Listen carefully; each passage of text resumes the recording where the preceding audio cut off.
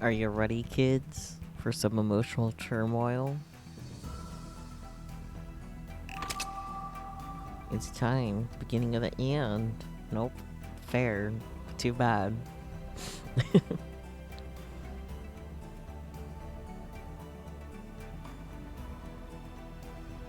I'm really hoping that we are set up for the true ending, but then I have to go back to get the minority ending. But either way, I would have to go back and get the true ending, so we'll just see what happens, I guess. Hello, cat. Yes. You were there. It's like emotional turmoil. No, I am here. Well, I guess without further ado, let's get into this.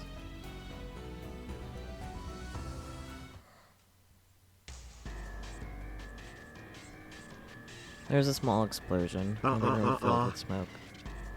No, my.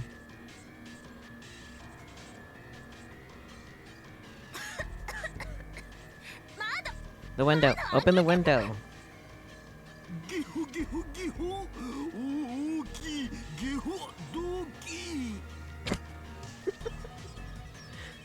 The Daru sounds. Well, you guys got the idea. Maho called out in the living room. Into the living room, I can read. Itoru rushed to open the window, and she heard a man who was probably the building's owner yell up at them. Well, duh. Not Daru coughing out okie dokie. Yes, Daru coughing out okie dokie. Hey, Hashida. What was that sound? Well, just an explosion, don't worry about it. Are you making bombs up there? I'll call the cops. No, we're not making bombs. Sorry, the microwave blew up. Itoru poked his head out and apologized to the man below. It took a minute, but the owner was finally satisfied and the argument ended. Wow, that really scared me. Fair. As Itoru wiped away the sweat, she saw that his face and clothes were both covered in soot. It scared you? It should've. Maho was no different. Some of her hair had been burnt off, and the white lab coat she'd gone through all that trouble to get had turned pitch black. Explain what's going on. Where did that smoke come from? The microwave exploding? Duh. Probably the microwave. I picked it up from a dumpster, so it probably shorted out somewhere. You picked it up from where? What is wrong with you? We're working on one of the greatest inventions in human history. And you're using parts from a dumpster? Why? Commercial microwaves are expensive. So true, buddy. I can't believe you. Do something about this. Use my credit card if you have to. Maho didn't have that much money, but this was no time to be cheap. That's a big help. Maho sounds of despair. Maho wiped her sweaty, soot-covered face with the towel. The white towel turned black immediately. I can't take this anymore. I'm turning on the air conditioner. I'm pretty sure they don't have one. That's not happening. If you use it at the same time as the phone wave, it'll trip the breaker. Okay, they do have one. And I told you, you can't use that air conditioner for more than an hour a day because it's so expensive.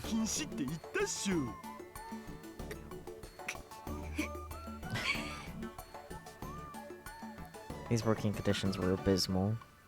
Was Kurisu really able to create the time leap machine under these circumstances? Just thinking about it gave her even more respect for Kurisu. Fine. But I'd at least like to take a shower and get the soot out of my hair. Ow! Cat! Sir, goodness. Go ahead. If you even think about peeking, I'll go straight to Suzuha. Remember that. I wouldn't do that. You predict shower hijinks, so do I. For some reason, Itoru responded to Maho's warning by sighing and slumping his shoulders. And actually, I don't feel up to dealing with jokes like that right now. Ow. Cats, please stop. Maho hadn't meant it as a joke. She was extremely serious.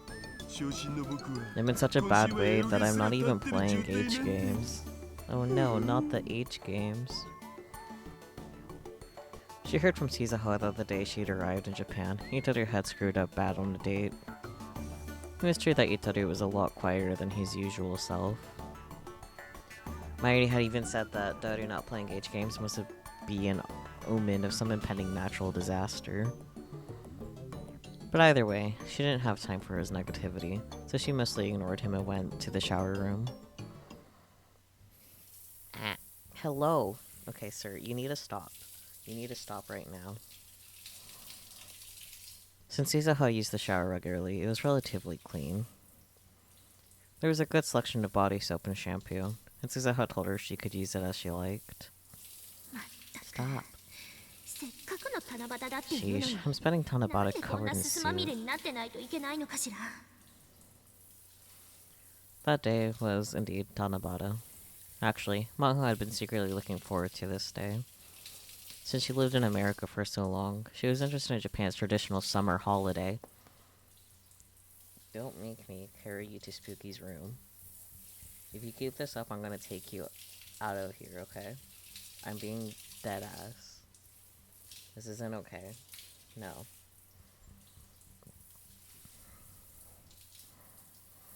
She was especially interested in the famous story of Orihime and Hikoboshi, and the custom of writing down wishes and hanging them from bamboo.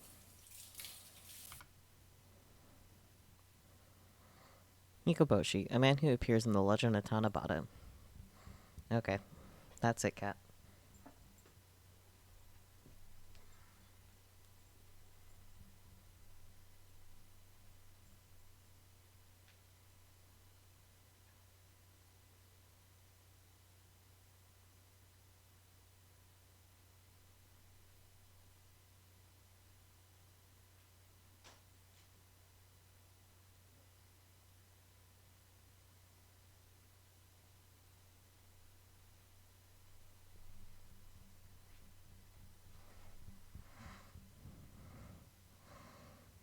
I mean, I think that's pretty common spooky to think of Orihime from Bleach. God damn it, cat. Don't you start doing shit. You need to calm the fuck down, dude. No, down. Down. No. I'm not doing this.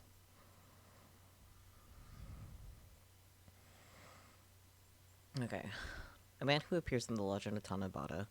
In Japan, Altair, the brightest star of the constellation Aquila, is known as the summer Hikoboshi star. The star Vega, or Ihime, is separated from Altair by the Milky Way, and the legend says that only on Tanabata can they cross it and come together. This is originally a Chinese legend. Yeah, I know that your door doesn't close all the way because of the Ethernet cable. Orihime, a girl who appears in the legend of Tanabata. The star Vega in the constellation Lyra is known as Orihime's star. Though speaking of Orihime Bleach, I don't remember her brother's name. And it's making me think about, like, wait, what if his name was Hikoboshi? Because it might have been.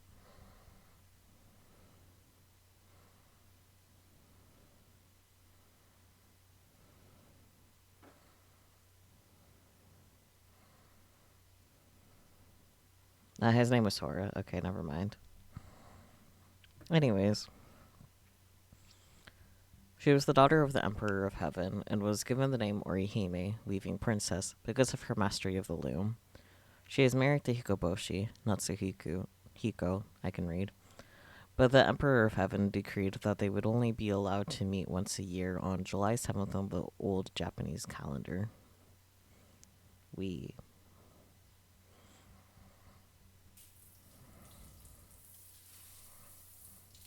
Since she was here, she sort of wanted to try writing down a wish too. No. She didn't want to bring it up herself because she didn't want anyone thinking of her as childish. But Mayuri, Ferris, and the other girls seemed like they wanted to do something like that. Ugh. Part of her had hoped they'd invite her too. That's why it hurts so much to be spending the hot summer afternoon in the lab with Itaru, covered in soot. That's definitely a Maho in despair sound. She was thinking about that she washed herself off when... Oh dear. Mahotan, Mahotan. She could hear Itaru calling for her from outside. Huh? What? Don't tell me you're really going to peek. I don't think he would yell your name if that were the case, my dear. I dare you to open that door even an inch. I'll cry. Fair. Now's no time for being cute. I just got word from Mayashi. Okuri might be coming here. Yeah, that's a problem. What? Okabe? Maho's mind started to race. She'd been told that Okabe rarely came to the lab anymore. In fact, after he dropped her off here on the first day, he hadn't come by even once. That's why she felt safe going in and out of the lab, but... I hit the phone wave, but make sure he doesn't find out what we're doing. Right. I know. Wait. I shouldn't even be here. You can come up with an excuse. Probably, maybe. I need to get back to Ferris's place and hide. Why?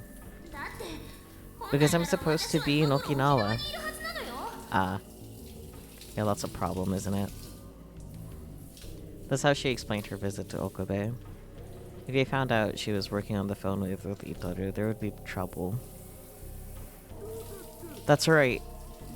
Okay, hurry up and come out. I can't. Not with you standing there. Oh, that's right.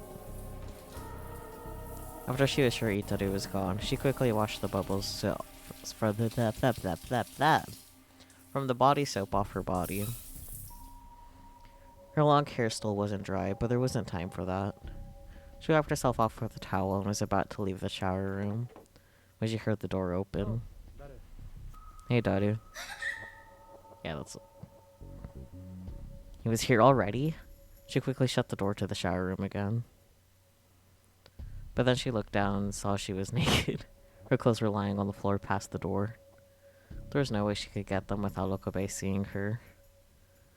Her only choice was to stay hidden, completely undressed, and wait for him to leave.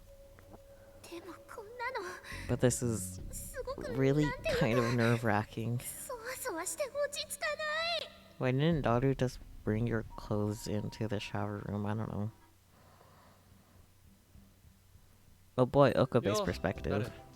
Hey, Daru. Daru greeted me as I came inside the lab. He seemed to be in kind of a hurry. Mm-hmm. Oh, Okarin. I don't see you coming by yourself very often anymore. The room smelled kind of like smoke. And someone must have been using the shower room, because the smoky smell was mixed with the scent of soap. Mm-hmm. But whoever it definitely wasn't Daru. His face and clothes were blackened with soot.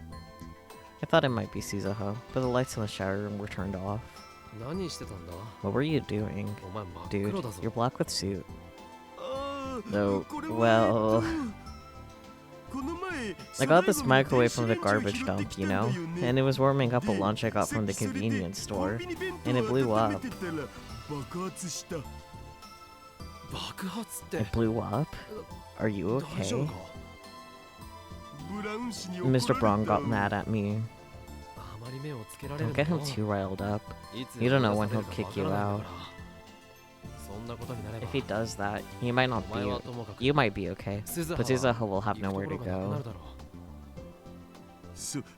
That's right. So, what are you doing here? Maishi isn't here. I need to talk to you. Good news. But I refuse. That's not sus. I haven't said anything yet. Nothing you've ever come to talk to me about has ever ended up being good news. So true, buddy. So true. Come on. Just hear me out.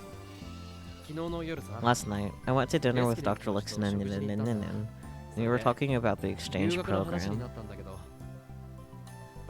No, that again. I was keeping in touch with Dr. Lixon. Of course, the professor knew that Maho was here in Japan. Yesterday, he showed me a picture of her taken in Okinawa. I could see her standing in the surf with the blank expression on her face. A friend or a family member must have taken it. Dr. Lixon had been really nice to me, and I talked to him a lot about going to Victor Condria. Of course, at a minimum, I need to graduate my current school and pass the exchange exam for Victor Condria. I actually was telling him about you, and he was interested.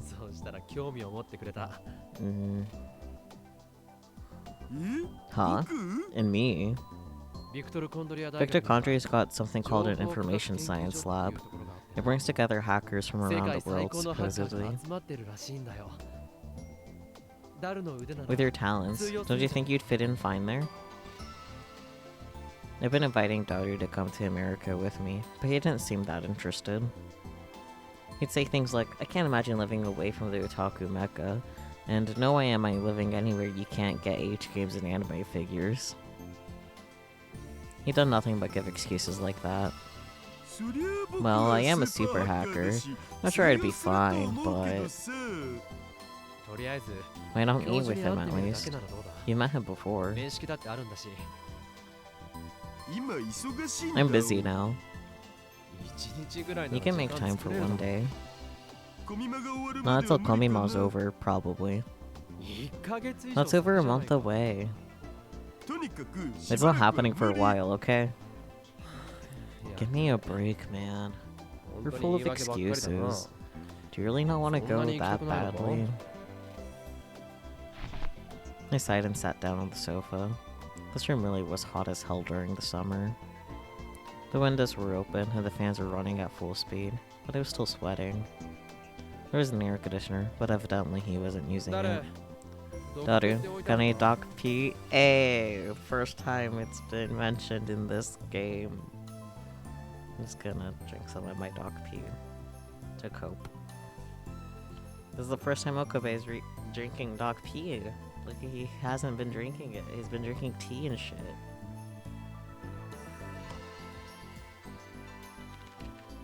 Me casually keeping track of how many times he's mentioned Doc P in the game. Though in my defense, it's been really easy. No. Maybe Maishi put some in the fridge. I got up and took a look in the fridge in the corner of the room. There was regular soda, mineral water, and some sports drinks. But not a single Doc P. Sad days. As usual, the freezer was stuffed with juicy fried chicken #1. I really did buy a ton of this stuff. You have Doc P? So do I! I have Diet Doc P. And then I have strawberries and cream in the fridge. I'm pretty sure, Squeaky has Doc P. Doc P gang. What else are we gonna drink during the finale of Steins Gate 0? It's the only drink to drink right now. You forgot my Diet Dr. Kelp. Oh dear. Wait, was there even more than usual? Maybe she brought some for Suzuha too. I'm gonna grab a sports drink. Take any except the one that Suzuha already drank out of. Never would have guessed. I grabbed an unopened bottle and took a big gulp. I happened to take a look at the snack shelf next to the fridge. Mixed in with the instant noodles and snacks are 5 bunches of bananas. The bananas. But that's the exact one I wanted, oh my. Mayuri must have bought those too. But still, all that fried chicken, and all these bananas. Was she eating more than she had been? She always said that no matter how much she ate, she never got fat, but if she bought this many bananas at once, they were going to all turn brown and squishy before she could eat them all. Banana bread. God, now I want banana bread. Curses. Does Mayuri really need all these bananas? Oh, it wasn't Mayashi who bought those, it was me. Oh. Yeah, but... Mayuri's the banana king, so true. But I guess it's Daru right now. I love the pause in the music. This is exciting. Good job, Daru. Huh? Daru quickly cut himself off. I turned toward him and he averted his gaze. He'd been acting really weird this whole time. Was he hiding something? I like that Spicky's having a panic, it seems. Oh yeah, I can hear him laughing in his room. It's really funny. You bought all these? When do you start liking bananas?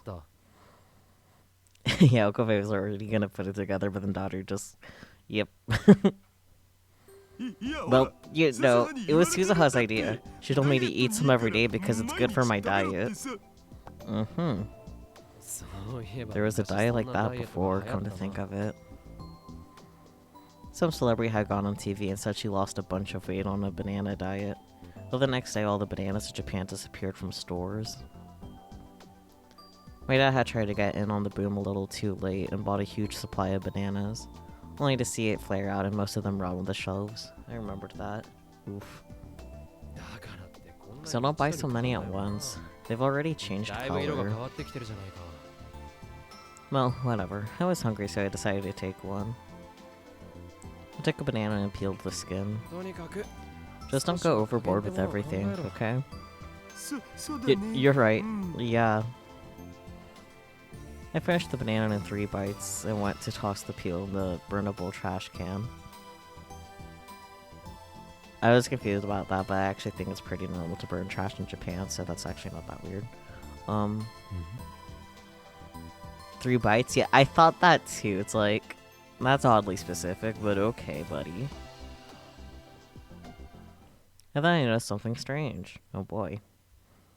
The can is filled with bananas. Were they gel bananas? You trying to show off or something? Maybe. More than anybody could possibly eat. Over half the can was filled up with bananas. And it wasn't just the skins. Some of them were unpeeled, but half rotten, and the summer heat made them give off a nasty stench. Either small banana or Okabe deep-throated it. There's no in-between. I remembered seeing something like this once before. Mm-hmm. We're making gel nanas again? That's right. It was when I was living here a year ago, doing experiments every day. And then my mind flashed back to the contents of the fridge, and that bizarre stockpile of juicy fried chicken. It couldn't be. I plunged my hand into the garbage can, not caring about the filth. Wait, Okarin! Tyler was clearly uneasy, but I ignored him. I was right. Under the remains of the bananas, I saw tons of boxes of empty fried chicken.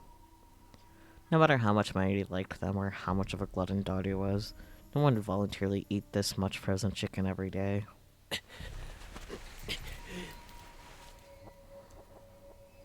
I went deeper into the garbage can, and then I found something I didn't want to see. Gel nana? No. Hey. Daru. What? Bananas and frozen fried chicken. This brings back a lot of memories, doesn't it? Yeah. Must have been a year ago. We used to do all kinds of experiments like this. We'd waste a lot. Somebody would get mad at us. She'd tell us not to waste food. That's right. So we ended up having to eat the bananas that we warmed in the microwave to get rid of them. They tasted terrible.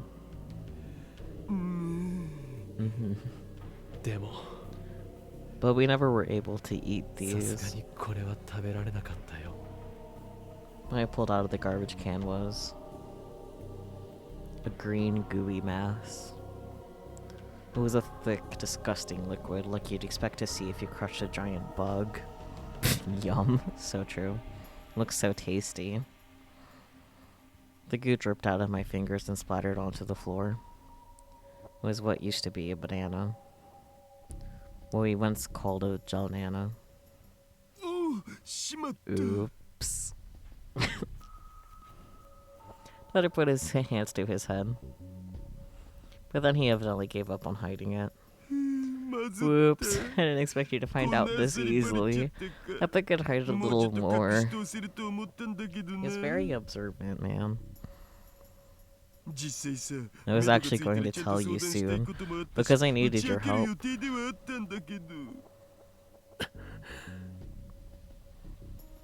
Daddy tossed me the towel.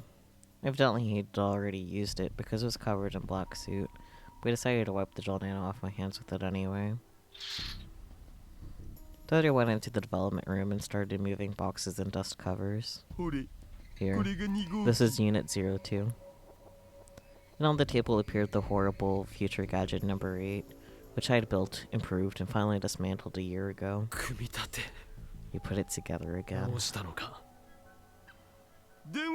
I wasn't sure if I should call it Unit 02 or version 2. I don't care about the name.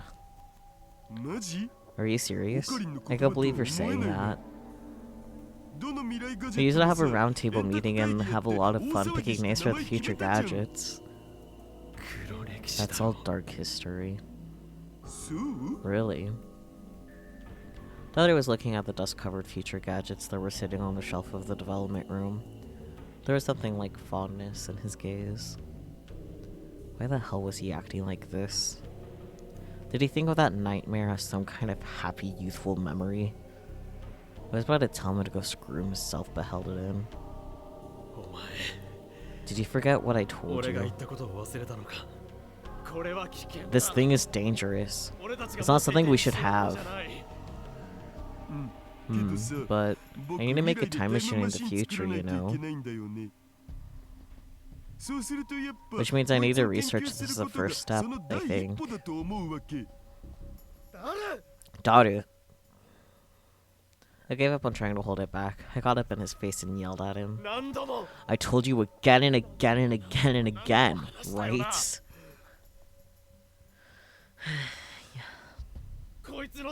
I told you what happened because of this thing. I told you what I went through. Mairi was killed because we made this thing. Kurisu was sacrificed because we made this thing. Your daughter went back into the past and committed suicide because we made this thing. If you've forgotten, you want me to go over it again?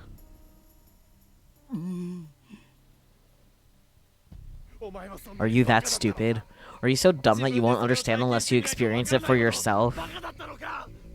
Oh, you know, it's just, there's no way in hell she's not hearing any of this. You're the one who's being stupid, Rentaro Okabe. There she is. I suddenly heard an angry female voice behind me. I looked back and saw Maho Hiyasho glaring at me. What? Hiyasho? Oh, legal lolly for the win. What happened to your clothes? And wait, what are you doing here? Her clothes aren't in the shower room. That's fine. No, this is... I just couldn't sit there and listen. Don't stare at me. I'll sue. It's your fault for coming out like that. Hold on. I'll go get dressed. Maho quickly went back into the shower and came out dressed a moment later. Yeah, I don't know where her clothes are anymore. Oh well. Just getting them on now. There we go. Excuse me. Sorry about that. Have you been hiding here since I first arrived? Who cares about me? Did you fake that picture of you in Okinawa that you sent to Dr. Lixon? Both the professor and I were completely taken in by that picture of her standing on the Okinawan beach. But it seemed we'd both been tricked. It was well made enough that Daru must have been involved. So you didn't come to Japan to visit Okinawa? Yes, that's right. I came for that machine with a stupid name. What was it again? Phone wave name subject to change? I thought the curtain led to a hallway that led to the shower room proper. I'm gonna need a floor plan of this place. Same, because I really don't know anything anymore. The more I think about it, the more confused I get.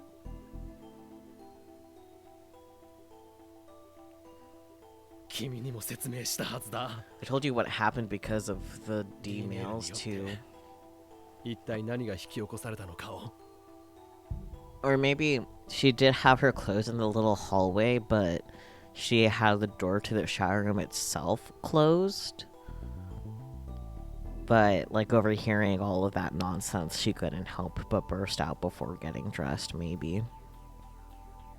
That's my guess of the situation, but I could be wrong. I don't know. We don't really know what's going on behind that curtain.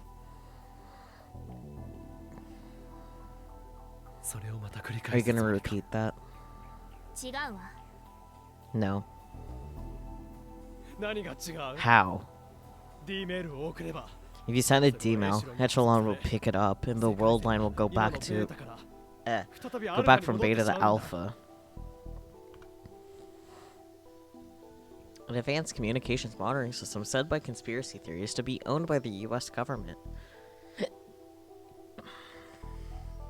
It said that the system is operated by America's National Security Agency, but the US government has never publicly admitted to its existence, and no proof of it has ever been found. Participating countries supposedly include America, England, Canada, Australia, and New Zealand.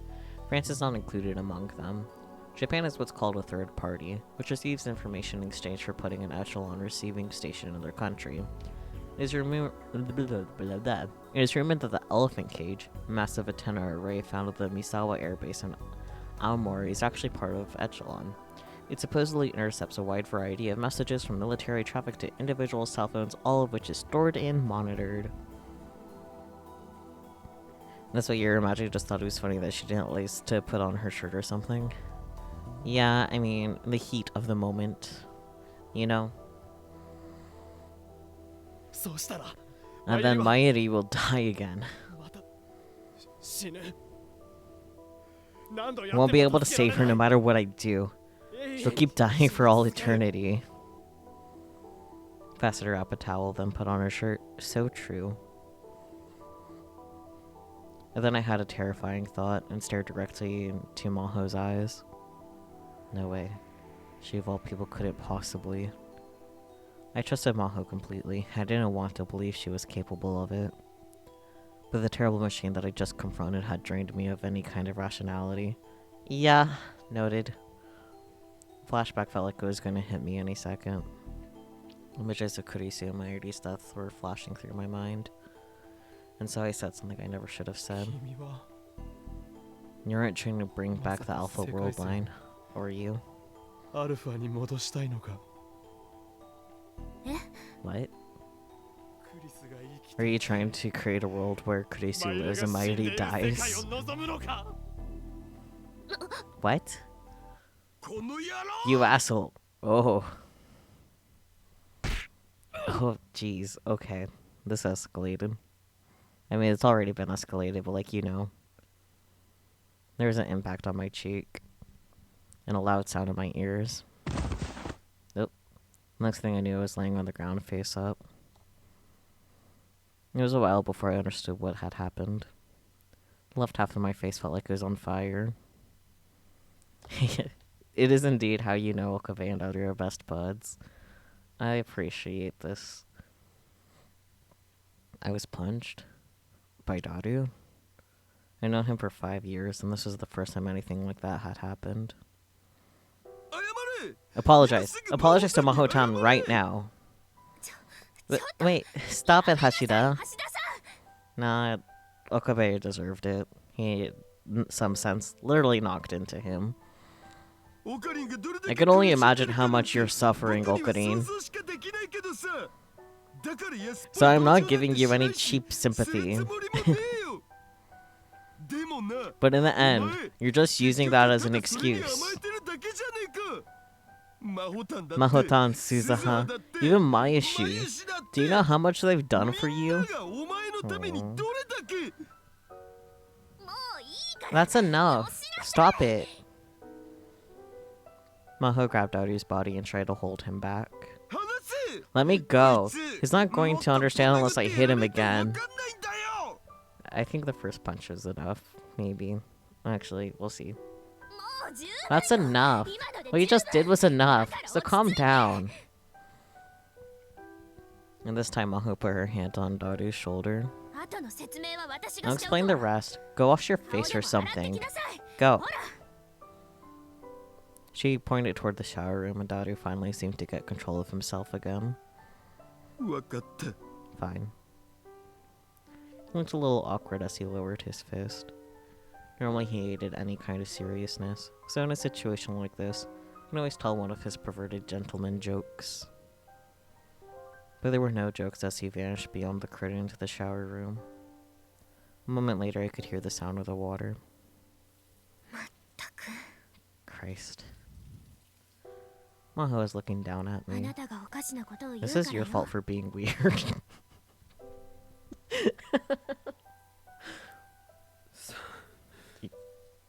You're right. I'm sorry. I didn't mean it. I know that. You're not like that. Come on. Can you stand up? I grabbed her hand and slowly got up. I'd taken a solid hit when I wasn't expecting it, and so my head was still a little dizzy.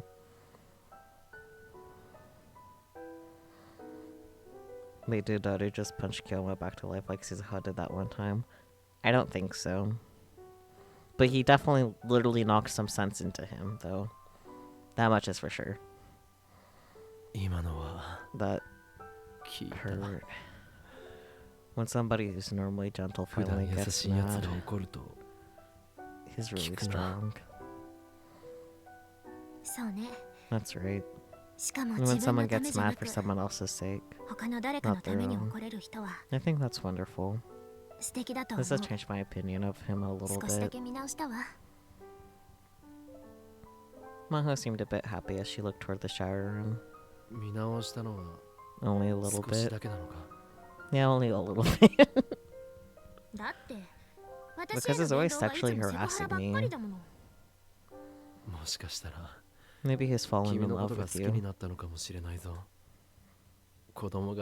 Kids do that all the time, you know? Tease the girls they like.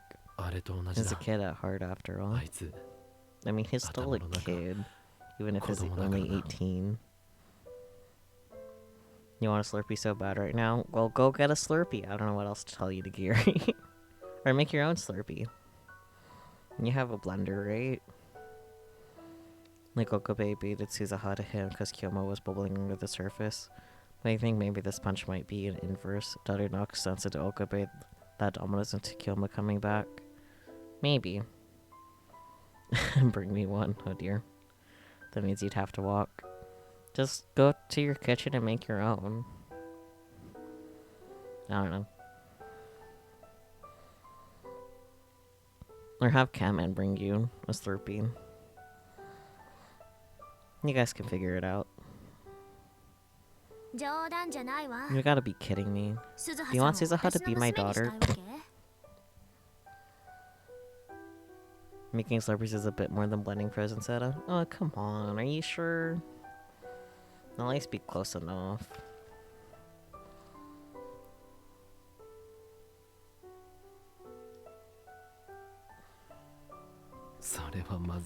That would be bad, yeah. Get one of those slushy makers. I chuckled a bit, but quickly stopped and turned to face Maho. You do have a snow cone machine, then I have to take it out of the garage. Then do it. I believe in you, Nigiri. Your options are walk to 7-Eleven or go to the garage and get your snow cone machine.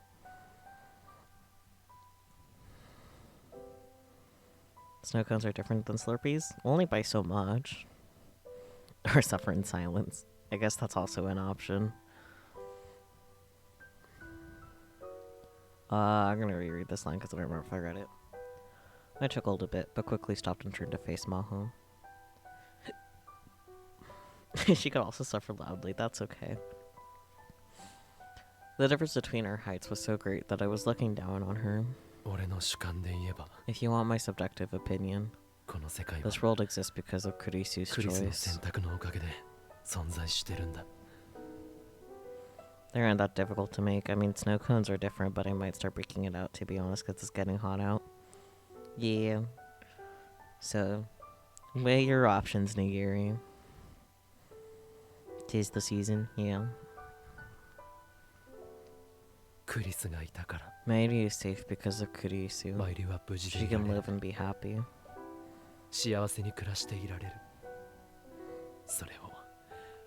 I have to protect that.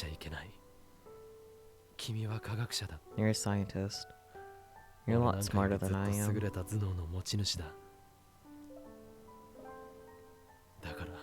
So you can understand, right? You can understand the laws of the universe. Oh yeah, while you guys are here, I did make a channel in the Discord for ZotCon in particular, so we can all, like, discuss whatever stuff there. I've also added you in particular, Nigiri, asking you a question. But that's all in the Discord. But just letting you guys know. Yeah. Yeah. Maho quietly nodded. You could call it God if you wanted to. It's stupid for humans to challenge God. But I tried anyway. And then I tried a dozen times more. And then I tried 100 times more after that. And I failed every time. It was all useless. Then get Discord to give you notifications. Goodness, Nigiri.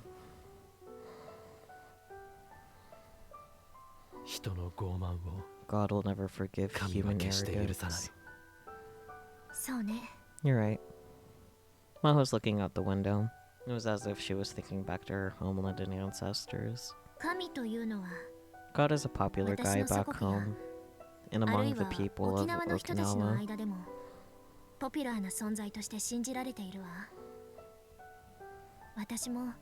I learned those wonderful beliefs from my parents and grandparents too. I'm a scientist, but I would never mess with God. But then, Maho shook her head a little, then looked up at me with a piercing gaze. The God you're talking about, that's completely different. Her words were sharp, with no room for disagreement.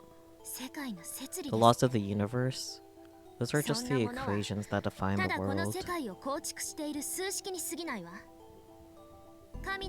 The wonderful being called God has nothing to do with them. There's no reason we can't solve them. I was about to respond, but before I could, Maho went inside the development room. I had no choice but to follow her. I'm well aware of the relationship between Echelon and the D-mails, how dangerous it is. Don't worry, we've sealed away the D-mail function for now. What you're concerned about is never going to happen, because I won't let it. I'm not letting us go back to the Alpha world line. Of course. Nashida and I are working on a way to avoid the danger of the D-mail and to neutralize Echelon. But before we start spending resources on that, there's something we have to do first. Something personal. Maho tapped the top of the phone wave Unit 02. What we're researching now is the time leap technology that you say Kurisu developed. Then this can only time leap. That's right. She was right. I was looking at a time leap machine, not the phone wave name subject to change. I could tell they recreated all the improvements that Kurisu had made to the phone wave. The most obvious was the PC and monitor that were connected to the microwave. Connected to the PC was a headset and what looked like a cord covered in electrodes. In this world line, only I knew the details of how the time leap machine was set up, and I hadn't told Daru or Maho about them. In other words, with only some small hints, Maho had managed to create the same thing as Kurisu. To be honest, it's really frustrating. Frustrating. The more research I do, the more I realize that I can never be Kurisu. I can get as far as digitizing the memory data and transferring it to a cell phone along with the top-down search signals. But I still can't clear the biggest hurdle, even though Kurisu could. The data compression, right? Maho nodded. I just can't solve the mystery of how she managed to compress all those terabytes of data. Zip files of zip files of zip files, just kidding. That was the part that Kurisu had struggled with the most too. But in the end, with Daru's help, she'd been able to do it. Did Kurisu tell you anything about it? That's how you make a zip bomb.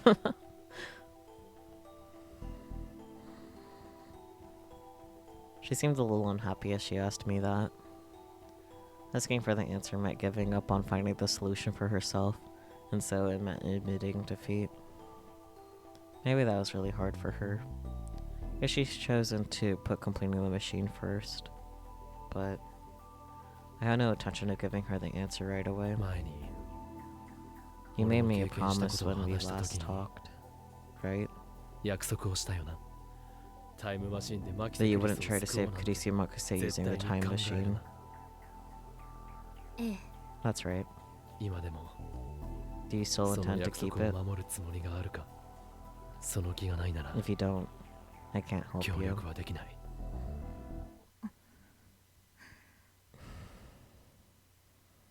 Maho didn't answer for a while.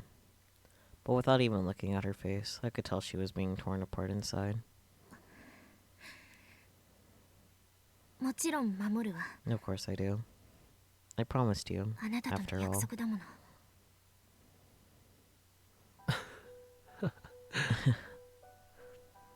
After a long pause, she gave her answer. I couldn't help but laugh. You're a terrible liar. With that look on your face, it's obvious you're not telling me the truth.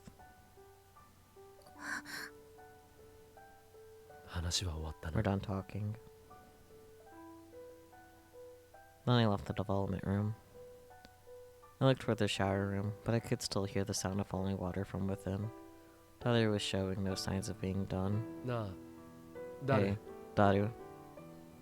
I was the stupid one. I'm really sorry. I spoke, but there was no answer. Maybe he hadn't heard me. It seemed better for both of us if I apologized tomorrow. I'll be back tomorrow. That was all I said as I headed toward the door. Okabe. Reaching Steins Gate means having your Mairi Kurisu too. Wait, no.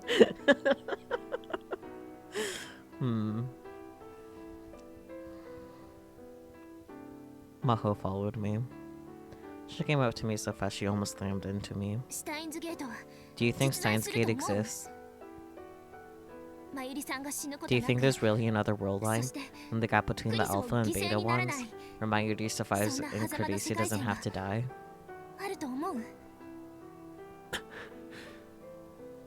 If you want to know what happened when I tried to reach it, ask Suzuha.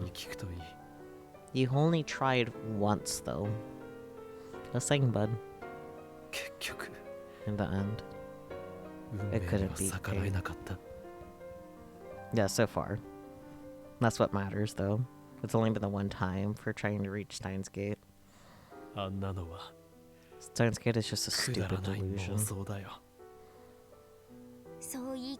Are you really sure, though?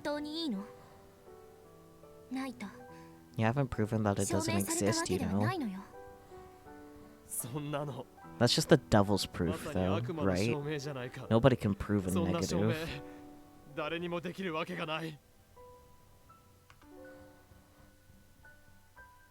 Devil's proof, said to be originally developed by a jurist in medieval Europe during a case over possession rights.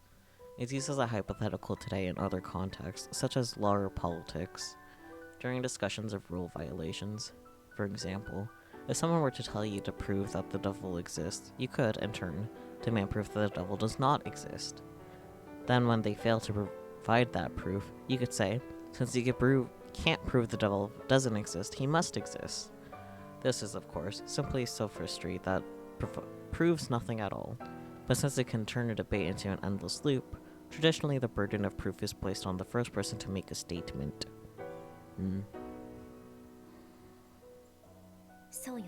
That's right. You haven't proven whether it exists or not. You've given up after one failure.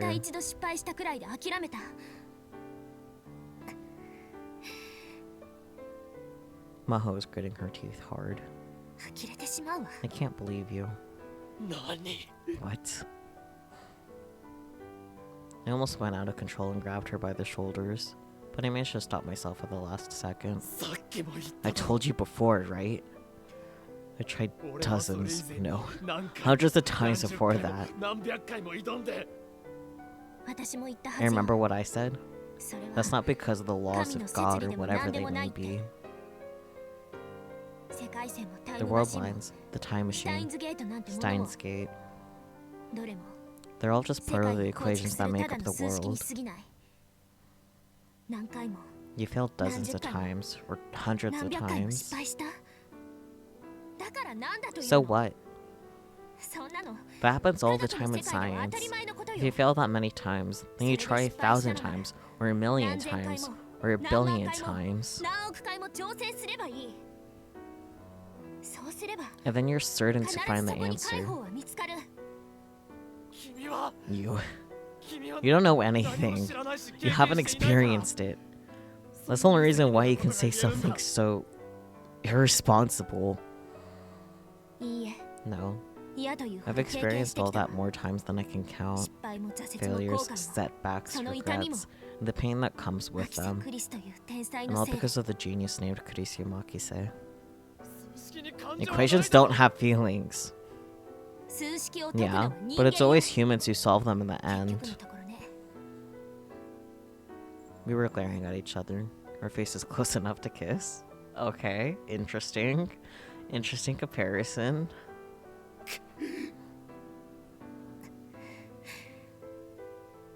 Maho's gaze burned into me. For some reason, I couldn't bear to look at her, so I turned away. I turned around without saying a word and tried to head out the door, but she grabbed the hem of my shirt and stopped me. I didn't expect that.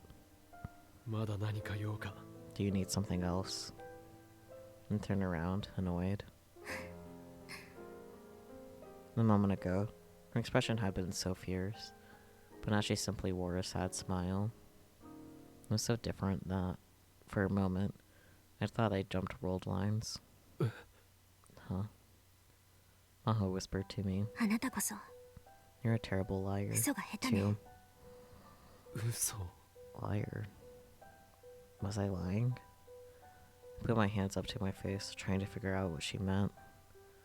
But that didn't tell me what kind of look I had on my face, of course.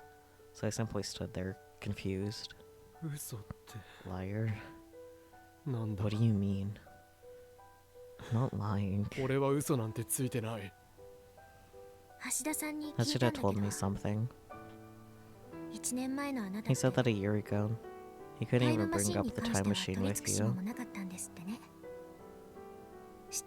And Steins Gate was out of the question entirely. You didn't even want to hear the words. What are you talking about? But it's different now. The look on your face is the same as the one I used to have all the time. I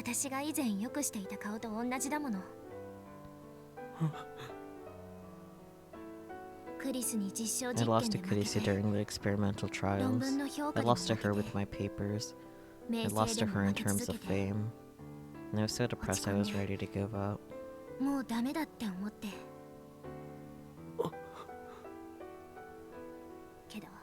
But in the end, I'd always look at myself in the mirror and yell.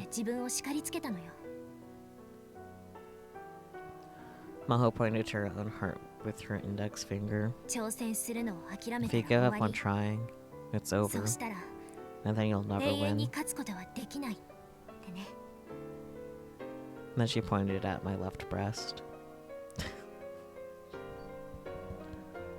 Uh-huh. Your face is the same as mine was. At the very, very bottom of your heart, you're still ready to take revenge. You're ready to take revenge on Steins Gate for making you into this pathetic person. Me, I still hadn't given up. No, that's not true. It is true. You really are just like me.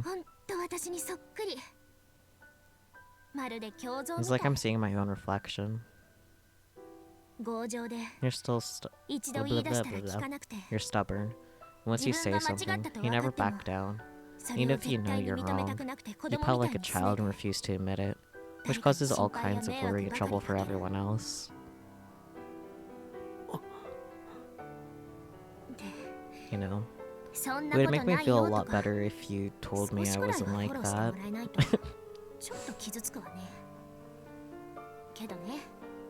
But that's why I understand. When it comes down to it, both you and I are going to stand up on our own 2 feet. Am I wrong, Rintaro Okabe? I'll say it again. All the laws of this world are just equations, and every equation can be solved. I'm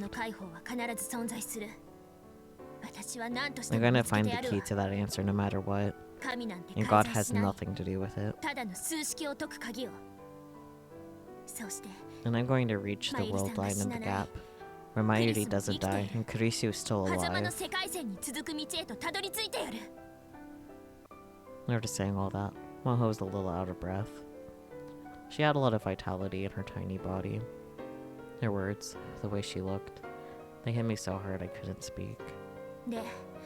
So, what will you do? This is your lab, right? I can't keep running without you forever.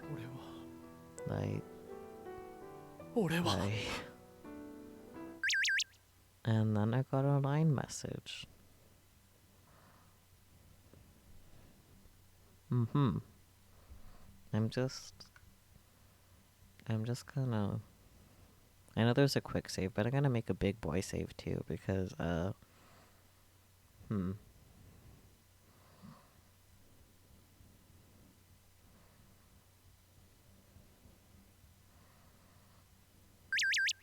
Now of all times.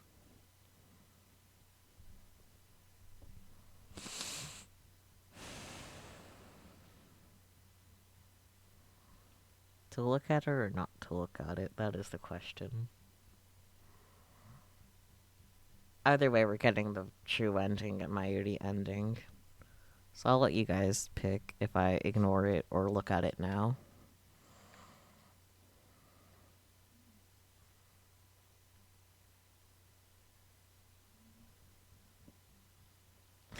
Hello and good night, Dawn. Thank you so much for popping in.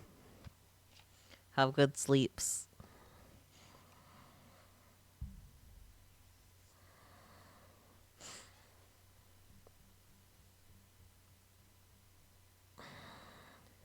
Would anyone else besides Spooky who's indecisive like to choose whether or not we look at the D-mail?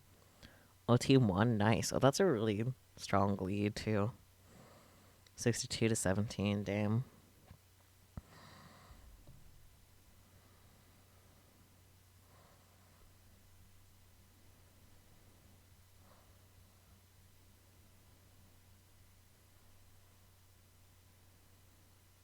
Your knee hates you, oh dear. Please take care of it.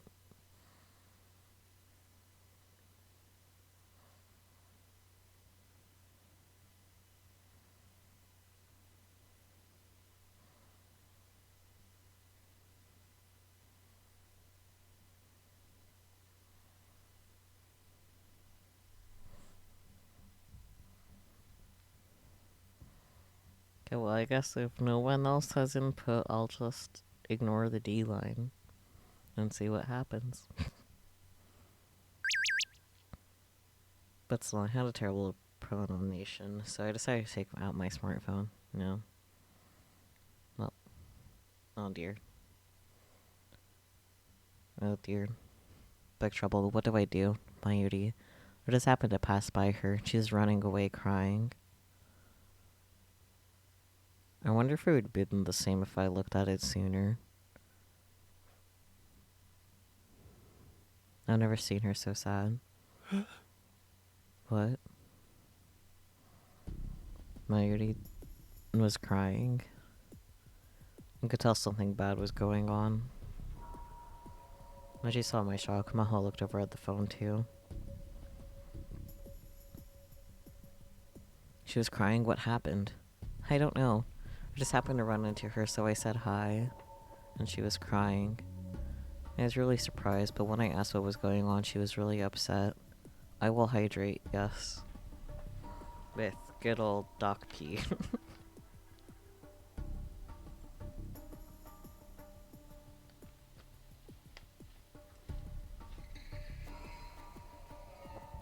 I was really surprised, but when I asked what was going on, she was really upset. Good night, Dalian. Thank you so much for popping in. I appreciate it. She said that it was her fault Kurisu had died and that's why you were suffering. Fuck. She heard all of that. She said she should have died instead. No. No, that's exactly why we were suffering, because you were dying. And then she ran away. I ran after her, but I lost her. What do I do, Okabe? What do I do? What? I looked at Maho.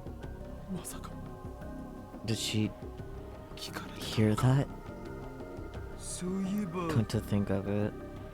Thought you had come out of the shower room at some point and was standing right behind me. It was Mayashi who told me you were coming to the lab. She said she was coming here too. Then that meant there's a good chance she did. Oh no. I felt like my knees were going to give out. My unity existed in this world line because of Kurisu's sacrifice. And that was the one thing that Mayuri could never find out. Me, Daru, Suzuha, Ferris, Maho, everyone who knew the truth had kept it from her. I needed to find her. I needed to find Mayuri. I can't let her be alone right now. Damn it! I ran out of the lab.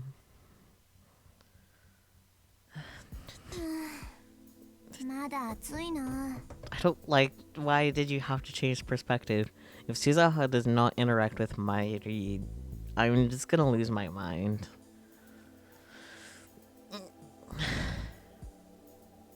Yeah, it's still hot. The summer solstice had passed, and by 6 p.m., the sun was finally setting behind the city's skyline. The city's skyline. Part of the sky was still red and the rest a dirty blue. For the past few days, Suzuha worked on the time machine on top of the radio building.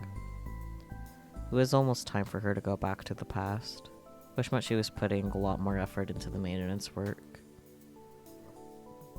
I think Mayuri's gonna go to Suzuha or try to change the world line. Probably. Oh, you're on your laptop. Nice. Now you can actually do mod shit. Just kidding. It'll be a lot easier for you too, though. Parts which could normally get dirty with no trouble had been polished to a sparkling shine. I'm overthinking this. Maybe I really am worried. Neat Spooky, I dare you. Yeah, you can't make polls on mobile, but you can make polls now. It would be funny if Nigiri timed out Spooky for like 30 seconds, though. Anyways. Please no.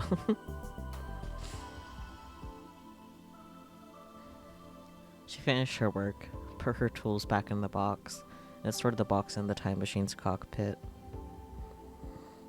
Then she sat down on the control seat and took another look at the battery gauge. You can time him out for 1 second, by the way. You can time him out for that short amount of time. If you feel so inclined. With the amount of fuel she had left, in less than a month, she wouldn't be able to go back to July 27th, 2010. She had to leave this era before that time limit passed by. That 1 second is when Spooky typed a 600-word essay. That would be his luck, yeah. The original plan of taking Rintaro to the past looked like it was going to fail. That meant she would have to go on a mission that she'd spent the last year coming up with all by herself. I still can't believe you did this, Dad. She chuckled to herself and stuck her hand deep into the computer core. Inside was an external hard drive that clearly belonged to 2011, not 2036. Intaru had probably put it here when her back was turned. I can read. One of the secondary touch panel monitors was displaying a warning that read, "Foreign object detected in cockpit." These machines were capable of breaking through early 21st century camouflage in less than a second. It was clear from the way the fake wires were laid out that monitoring and data retrieval were not its objectives. He'd probably hidden it here because he didn't want anyone to find it. Maybe I should have just pretended she didn't see it and leave it here until she was just about to leave. As she pondered the best course of action, she heard the heavy door side opening. Give me my 80, right? Someone was here. Suzuha pulled her gun from its holster and looked out from the cockpit toward the iron door that led into the building. She still remembered what happened with Kagari the other day. It couldn't hurt to be careful. But when she saw who it was, she relaxed. Yep. Big sis Mayu. I almost never see you here. She put her gun away and jumped out of the cockpit to welcome her. Suzu. Are you crying? What happened? Suzu had no idea why the always smiling Mayuri would be crying.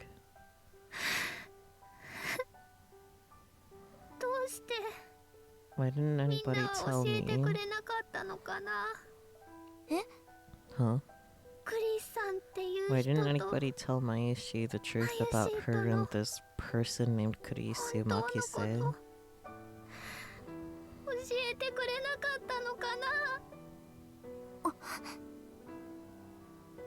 She almost spoke, but quickly cut herself off. How does she hear, from whom, the cruel truth that Mayuri's survival depended on Kurisu Makise's death? There was nothing in the world Suzuha had wanted to see less than the look on Mayuri's face when she discovered that. Who told you? Well, there were only a few people who knew the truth. Excluding herself, only Rintaro, Itaru, Ferris, and Maho. None of them would deliberately tell her. In fact, they'd all hidden it for her sake. I heard Okarin and Maho talking. Then it was an accident, after all. Hey, Suzu. Can you tell me about something? About Mayushi and Okarin in the year 2036?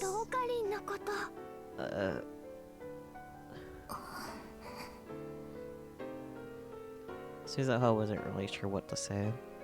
To be honest, she didn't want to say anything at all. It wasn't something that would make her feel better.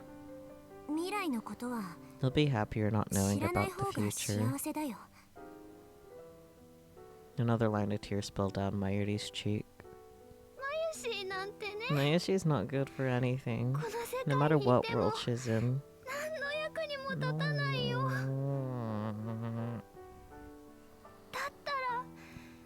The world needs Kurisu a lot more than it needs me. And so does Okarin.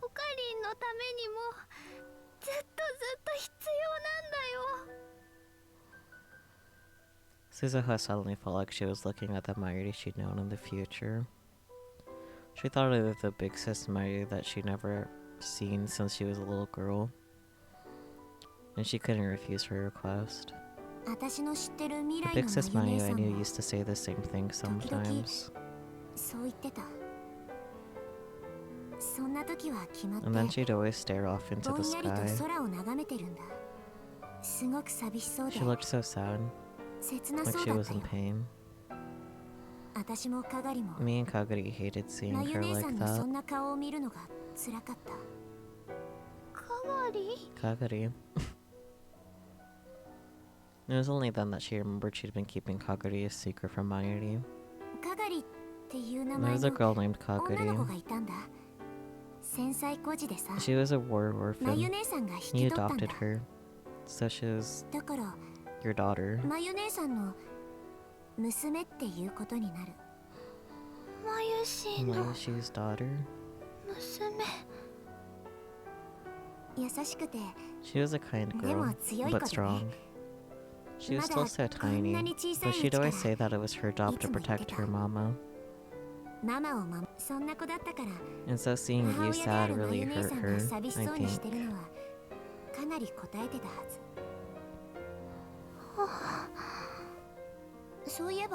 Come to think of it, today's July 7th, Tanabata. Huh? Yeah. When I was a kid, you were the one who taught me about that. That was the one day of the year when Orihime and Hikoboshi could see each other. The air pollution was so bad you could never see the stars, but you told me about it anyway.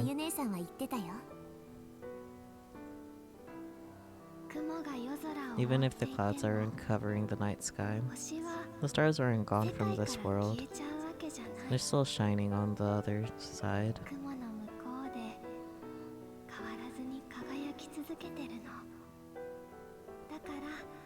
So let's pray together, okay?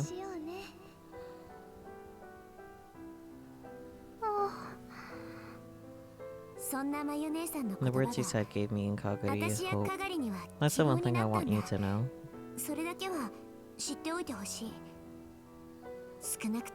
If nothing else, both she and I needed you. And Uncle Okarin really cared about you until he died. Your happiness was the one thing he thought about.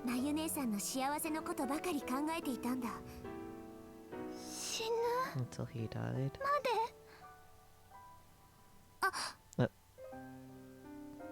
Maybe that was another cruel truth for her. But Suzu had decided that she would hold nothing back now. That's right. Uncle Okarin only lives for another 15 years. What? He dies protecting you. No. Later, Dad told me Uncle Okarin's last words. I'm really glad I was able to save Mayuri. The whole reason I'm alive is to protect Mayuri. No.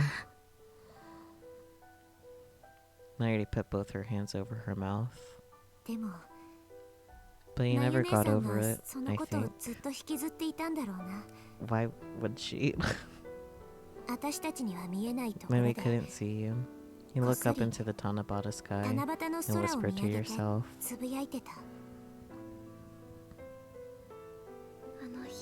If my Hikoboshi will come back to life that day, would everything be different now?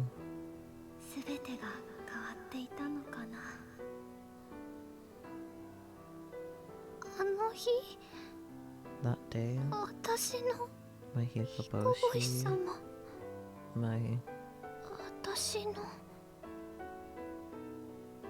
Mayuri was repeating the words to herself. The tears were still pouring down her face. But her sad cries finally came to a stop. She was still shaking, but her voice had gotten quiet. What does that mean?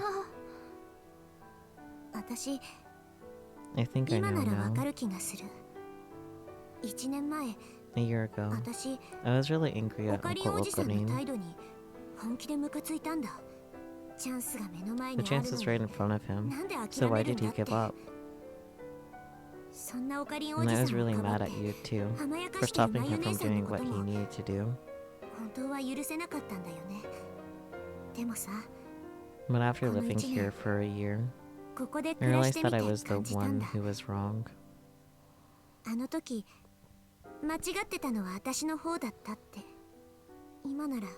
I think now, I might be able to talk to Uncle Okunin.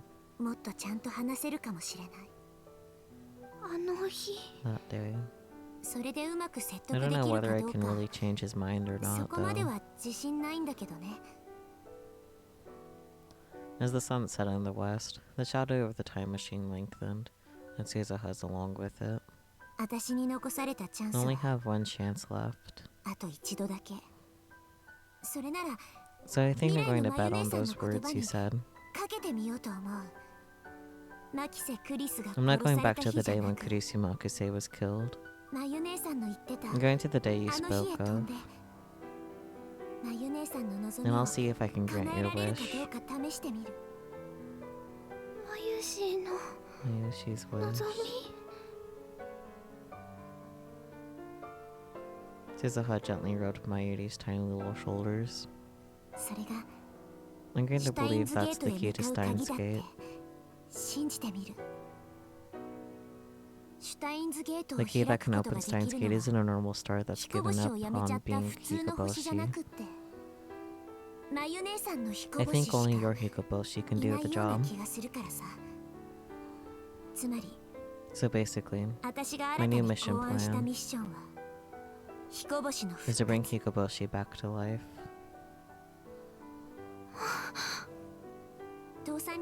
I would probably call it Operation Altair. Maybe Operation Aquila. Or maybe since it's bringing Altair and Aquila together, it'd be Operation Deneb? I guess I'm not good at coming up with names like he is. Mayuri tried to draw herself up as best as she could on wobbling legs.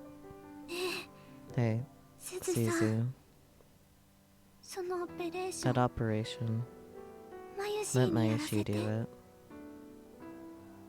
Suzuha stared at the girl in front of her, unable to believe what she just heard. This is a dangerous bet. If I'm wrong, you may simply fail. The time machine is at its limit, and I don't know when it'll go out of control. It may simply vanish. Even so, please. Mayushi's a lab mom too, right? I don't want to just have Okunin and Daughter save me and never do anything for them.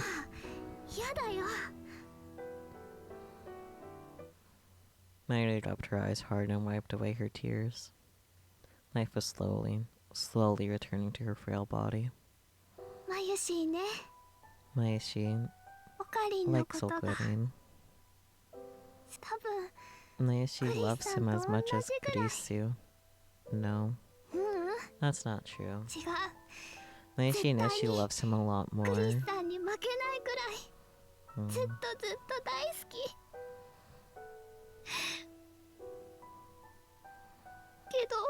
But だけど but 私は I 法院京 I 馬 love が Kyoma Hyowin much more. 大好きなの。私がおばあ When ちゃ I んを亡 lost く my して grandma and I was about to この just 世界から disappear, 消えてなくなっちゃいそうになってた時、そんな私 he に向 came かって to me and he said, この世 "Stay 界 in に this ずっ world といろっ forever." て言って He saved me. 救ってくれたの。それが彼なの。 That's him, 私の my 彦星 Hikoboshi. 様なの。私 I ね want to see him again. もう一度彼に会いたい。あの偉 I そうな want to 高 hear that 笑いを arrogant laugh of his また again. 聞きたい。たとえ私が Even if I know I can never be 織姫様に Orihime, なれないって分かってても、それでも he'll always 私 be にと my っての彦星 Hikoboshi, 様は and no one else ever will. これまでもこれからもずっとずっと彼以外にはいないんだもん。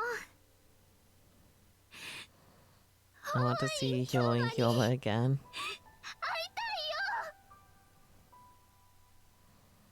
The girl who could never be Orihime shouted all of her feelings to the world at the top of her lungs.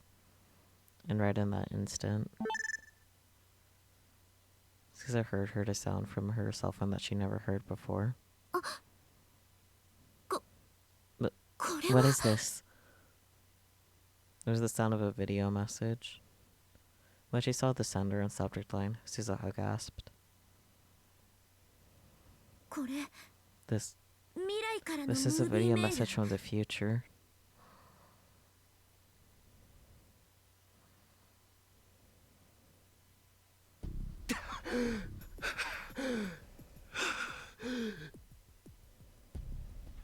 I stuck my hand against the wall of the Brown Tube workshop to catch my breath. There was no sign of Mayuri. I got to meet Queen Yan squared, and Sanny Shoppa could imagine her visiting and had no luck. Okabe! Maho came back. She was out of breath too. Did you find her? ダメ。 No. 辺りを I ぐる looked っと around 回 and っ I てみ can't たけ find ど her 見 anywhere. 当たらないわ。 The panic was threatening to make me lose control. Where did you go, Mayuri? Why have neither of them thought of the time machine? Daru, did you find her? I'd asked Daru to stay behind and call all of her friends and people she knew. Okarin, Okarin, the thing is... どうした What's wrong? 電話つな The がらない phone's んだ not よ picking up.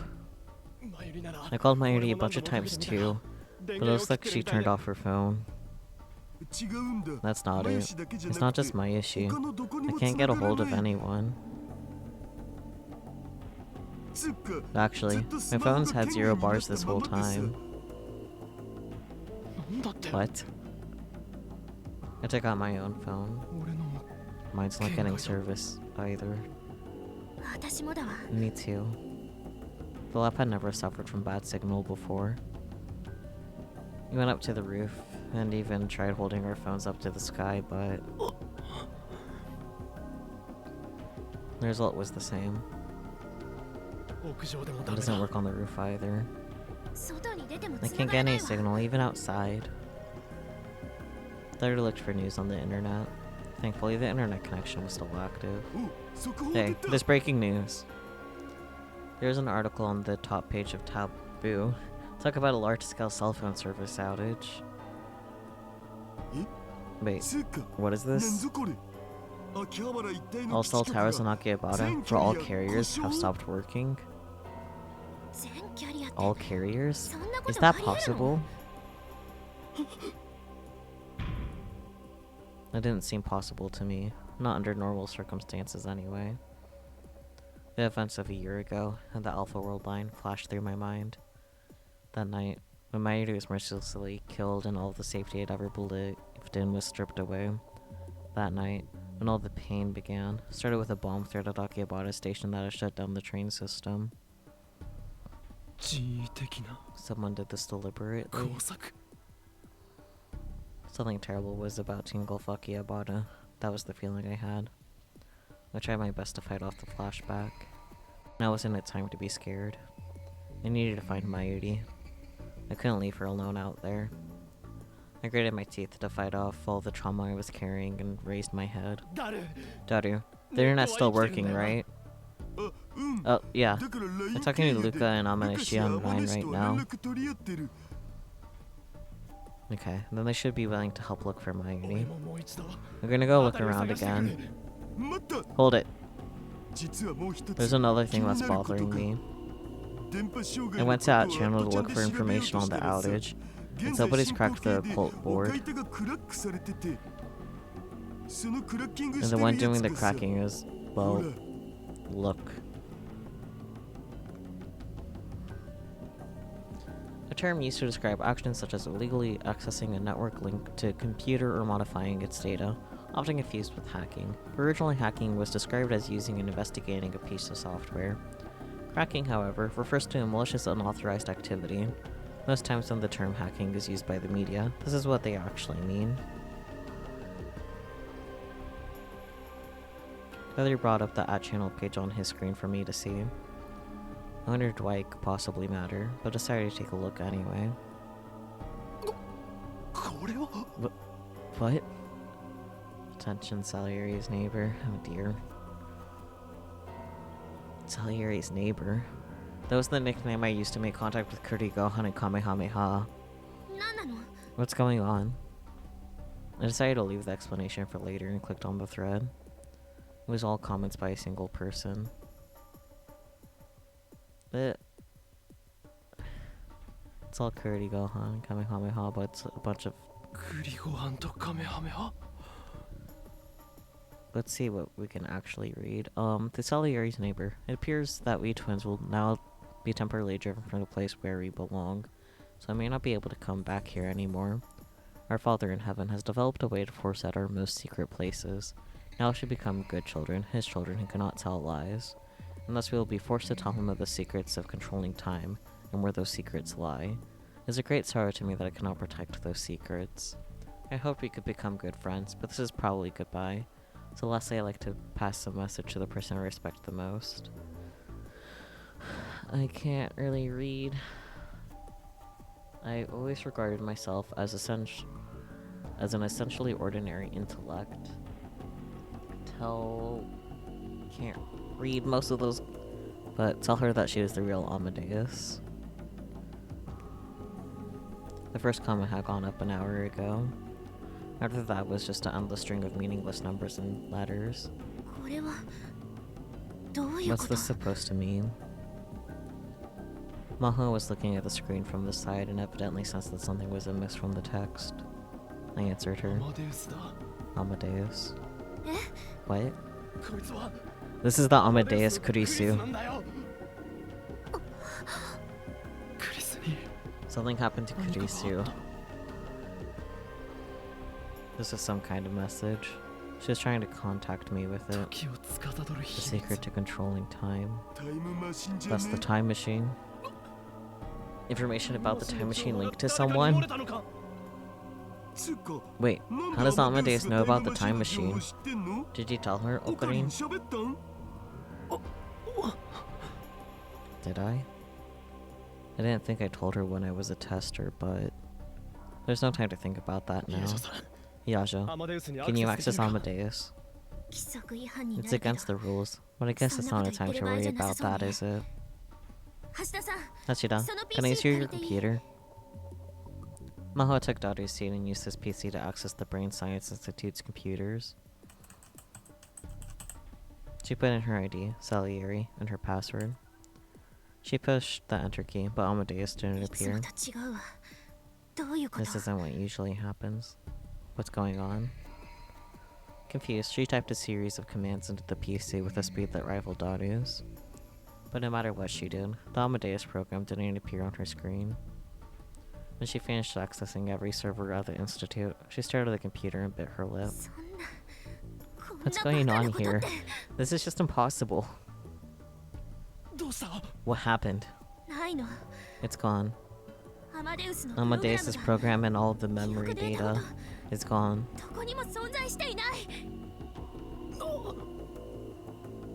Just like the message from Kuri Gohan Kamehameha. Itaru, hack it. Not just the Brain Science Institute. Force open every bit of data Victochondria has. Everything from servers to individual PCs. Okie dokie. Yajo, help him, please. Right. But the answer was the same. Not only the Amadeus Kurisu, but the Maho as well were nowhere to be found on the Victochondria servers. There was no trace of them. Their very existence had been erased. Did they move them somewhere else? That's impossible. The only person with that level of administrative privilege for the Amadeus system is Dr. Luxinen. Dr. Luxinen. I went flashback to the message from Kuriko, and Kamehameha. Who was the Our Father in Heaven whom Kurisu had spoken of? If Amadeus considered anyone a father, it would be... No way. Did Dr. Luxinen do it? Don't make assumptions like that. It's a lot more likely that his ID and password got cracked. I don't know about that, sweetie. Is there any way to get a hold of Dr. Luxinen? The phones weren't working, and there was no way to tell when he'd see an email or if he'd respond. Why aren't you guys like, we should check on the time machine? Like, isn't that an obvious thing to do right now? Whatever. Maho was thinking hard, but it didn't seem like she was having any luck. We were getting nowhere. I was concerned about Mayuri, but I couldn't ignore the danger that was right in front of me.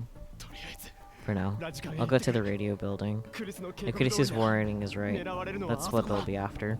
There it is. I'll go too. You and Yaja stay here and gather information. Mayuri might come back. But if something happens, run. I gave my orders and ran out of the lab toward the radio building. This is gonna go well. Suzuha hit the play button on her smartphone's video display. The video was heavily compressed and covered in static, but she recognized the person that appeared. It was a face she'd known her whole life, a face that had been with her both in her past and her present. The man, who she still remembered holding her up in the air as a child, was probably about 35 in the video. Hey, Suzuha, how you doing? It's Daddy. And it's the year 2025. I'm really sorry to dump all this on you. Really. Forgive me, please. If you're seeing this video message, that means you. No. You and Maishi have found another path to Steins Gate. In other words, the plans moved to the next phase. You might be angry and wondering why I didn't tell you all this from the start. But it wasn't that I didn't, it's that I couldn't. In the world line you originally set out from, I never planned the operation that I'm about to describe. You've probably already noticed, but the choice you and Maishi just made has changed the world line a little. In other words, I'm a different Itaru Hashida than the one in your world line. But Suzuha, please don't get the wrong idea. No matter what world line I'm in, I love my daughter. No. By the way, which daddy's more handsome? Hello. I can't take the translation being daddy. I've started weightlifting lately. Huh? Daddy, stop screwing around and explain the mission. That's right. We all know you'll give it up in a week. Stop wasting her time. We'll run out of time to record now. Come on, don't rush me. So anyway, let me get on to the real reason I'm sending you this message. I'm about to share with you the details of Operation Aquila. This is gonna take everything you've got, and not a single mistake will be allowed. Pay attention, and don't miss a word. Got it? Suzuha paused the video there. If he was going to tell her to pay attention, it must be important. If she was going to memorize it all, she needed to calm down. To be honest, getting a video from her dad in 2025 had made her really excited. It felt like her father was telling her that the plan she'd come up with on her own was the right one. That's why she needed to pay careful attention. Mayuri was standing by herself, typing something into her phone as fast as she could. When the video had arrived, she told Mayuri that they may have to leave for the past today. There must have been some reason the video was sent today, at this time. That's how it seemed to Suzuha. What are you doing? Oh, Suzu, how's it going? Are we going to leave today? I'm about to check the mission parameters. I see. So, if we do leave today, Maishi's gonna go missing, right? I don't want to worry anybody, so I want to write a message to Mom and Dad, and to all my friends. Might come off as a suicide letter, but that's okay. I hope if you got time to at least tell Uncle Okuni in person. She would be done going over the mission and deciding on a course of action by sunset, probably. I wrote a message to Okuni too, so it's okay. Just a message. Yeah. Mayuri smiled and nodded. There were no more tears in her eyes, but you could still see wet lines drawn down her soft pink cheeks. It's kind of embarrassing. But you know, I wrote this message, and then I realized maybe I can't send it. So now I'm not sure what to do.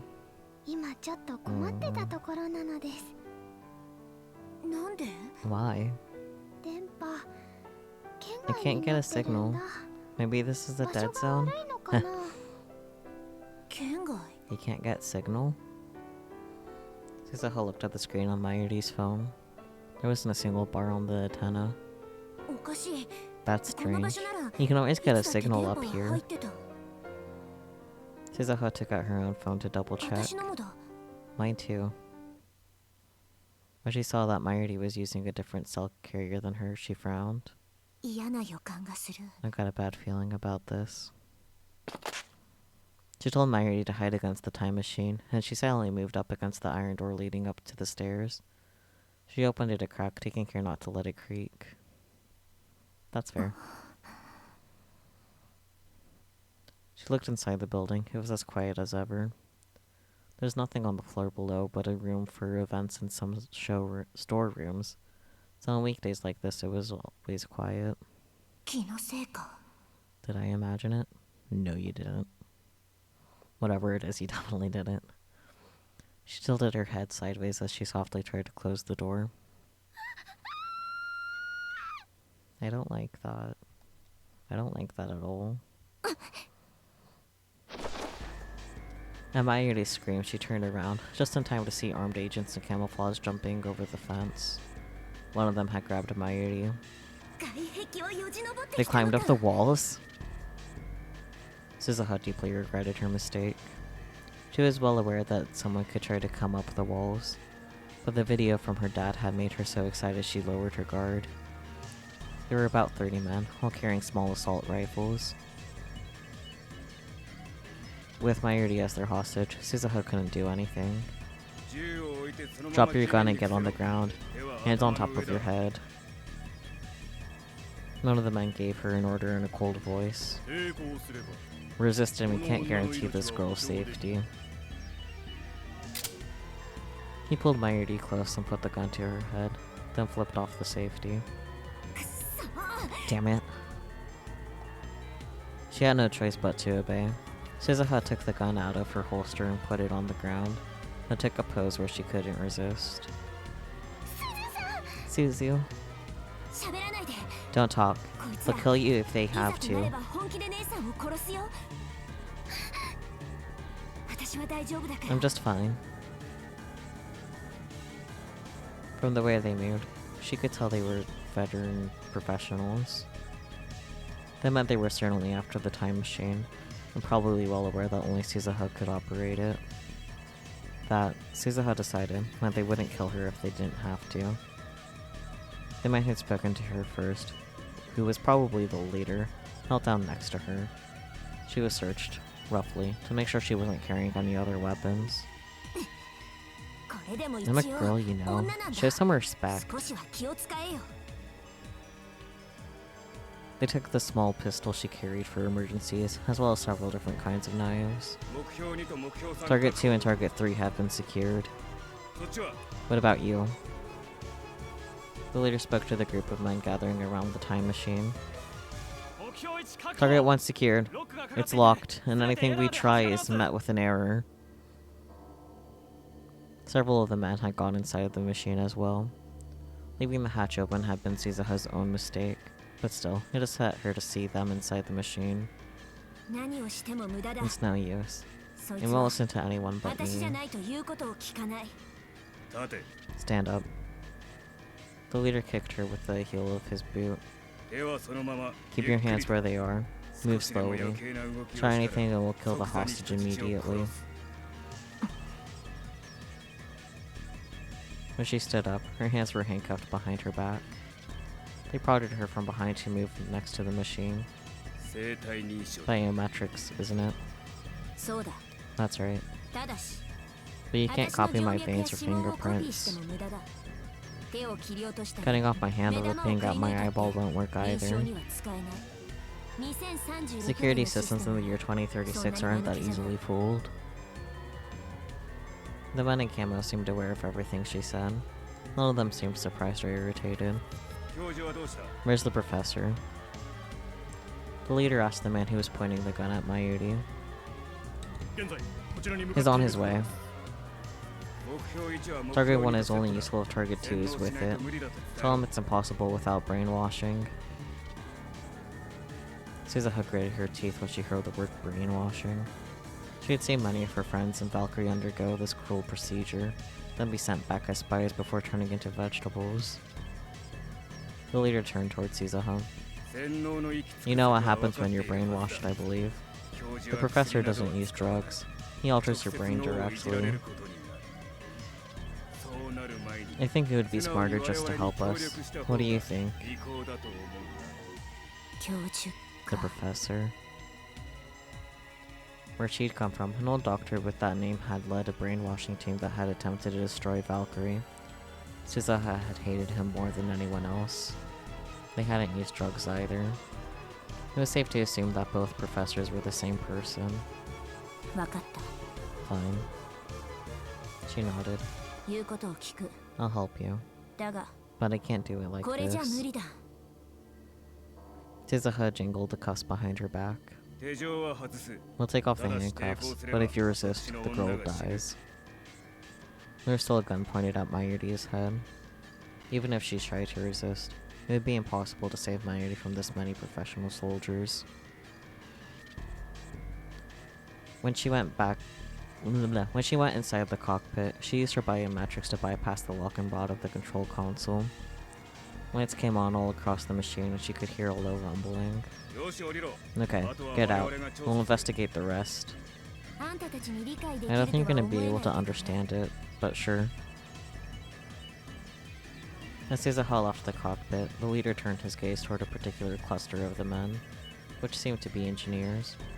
That was the moment she was waiting for. Her hand had wandered below the console for just a moment when she left the cockpit. She'd hidden some knives there. Without making a sound, she threw it at the leader.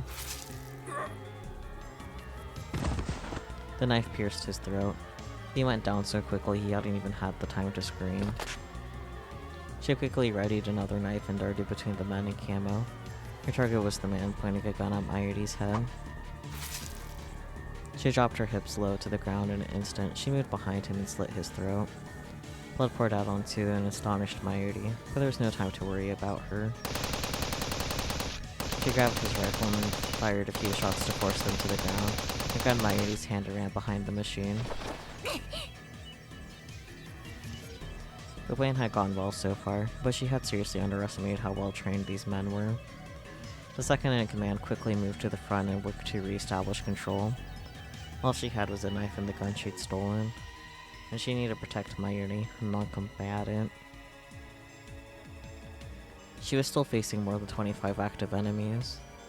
Whatever the right way to get out of this was, she couldn't find it. The time machine was still active. She couldn't escape because she couldn't leave it here. One of the men fired several rounds toward her, which bounced off the side of the machine.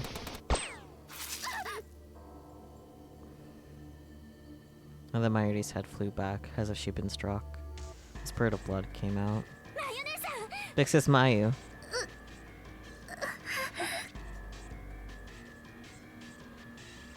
Her cute face was turning blood red. One of the rounds had grazed her after it had ricocheted. She was clutching herself with her arms, and her expression was completely blank. Her tiny body was shaking.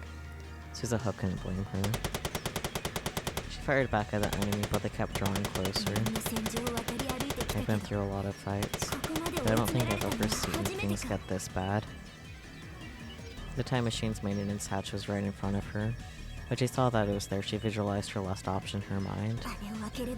If I open that, I can blow the machine up from within. If she did that, all of her plans would be ruined. The path to the Steins gate would be forever closed. But that didn't mean she was cold-blooded enough to sacrifice Mayuri here. But the world lines were going to converge. Maybe Mayuri wouldn't die here at all. But what her father had said during his video message bothered her.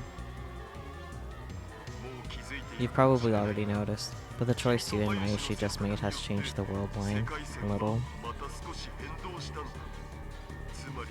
In other words, I'm a different Itaru Hashira than the one in your world line.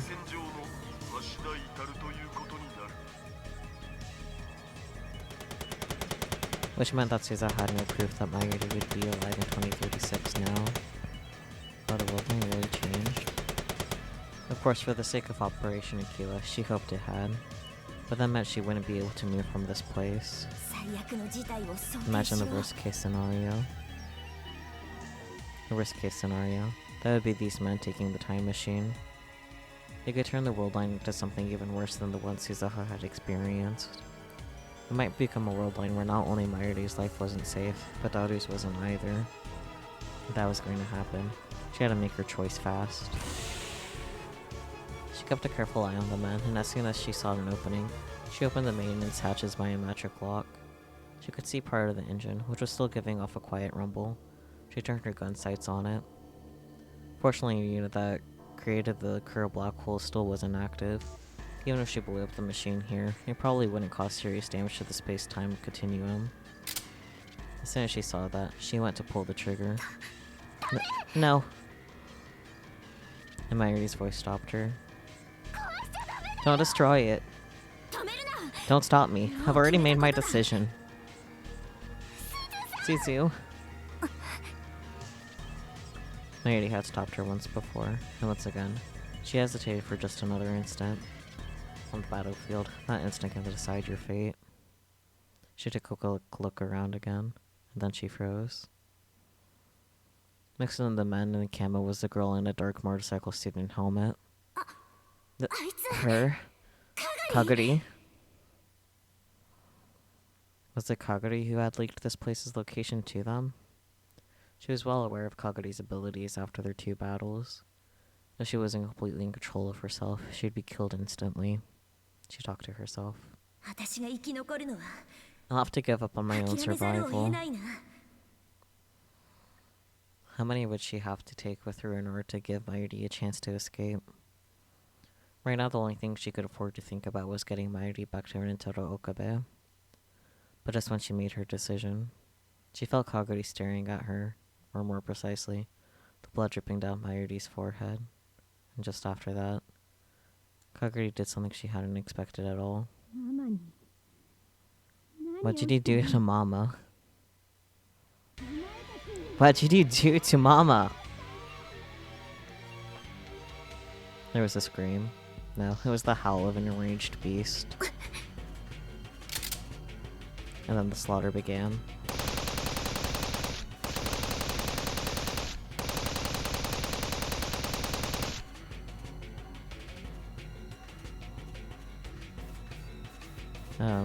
Okay.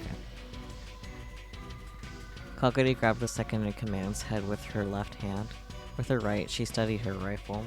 After she fired, there was very little left of his head. Jesus.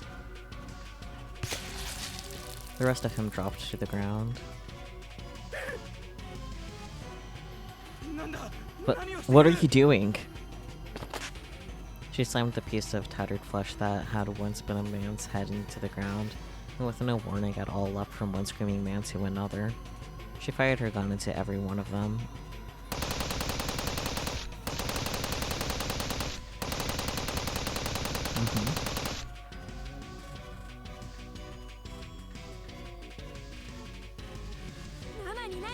What did you do to Mama? What did you do to Mama? What did you do? I don't think the blood on the ground was there before. Nope, it wasn't. Even when her targets were already soaked in a sea of blood, she kept firing until their limbs were blown apart into unrecognizable rags. Some of them tried shooting her to protect themselves, but no matter where she was struck, Kaguri didn't even flinch. When her magazine ran dry, she drew forth long military-style cleavers. Holding one in each hand, she used them in her military combat training to slaughter anyone she saw. Their entrails were scattered all over the twilight rooftop, covering her whole body in blood and bits of flesh. Yeah, that's fair, Mayuri. Cover your eyes, don't look. It's suddenly rated R. Don't look. Cover your ears too. Suzuha held Mayuri's head tight to her chest. Mayuri was shaking from fear, but she did as she was told and clamped her hands down over her ears. Even so, she could probably still hear the sounds of ripping flesh and shattering bone. She's not even human anymore. Even Suzuha had gone stone cold in shock. During all her time in combat, she'd never seen a one-sided slaughter like this. She's experienced this when they fought, but Kaguri seemed to feel no fear or pain. She simply focused all her energy on killing her opponent. It was often said that humans unconsciously avoided using all their muscle power to protect their own bodies, but Kaguri seemed to lack that capability.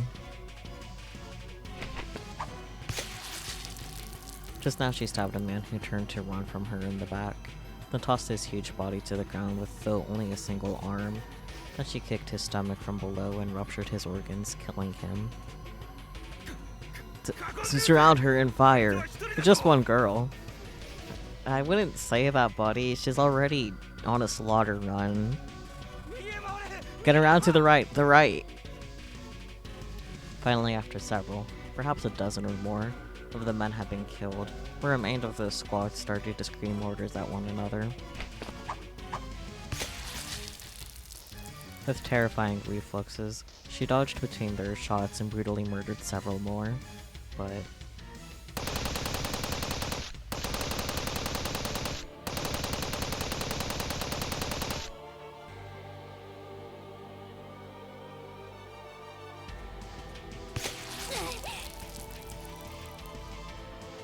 At last, a hail of gunfire struck her left hand, and the knife she was holding fell to the ground. No, that wasn't it. It wasn't the knife that fell, it was her entire left hand. The shock caused her body to stagger back. Now, fire! Someone screamed in a voice that lacked any of the pride and bravery a soldier is supposed to possess. Several more bullets dug into her body. Parts of the motorcycle seat ripped open, and that helmet cracked. Blood that was clearly her own, was not of the men she killed, began to pour out. At last, she fell into a pile of corpses. Okay. They must have thought they finally had her. One of the survivors pointed his gun down to finish her, just as he was about to pull the trigger.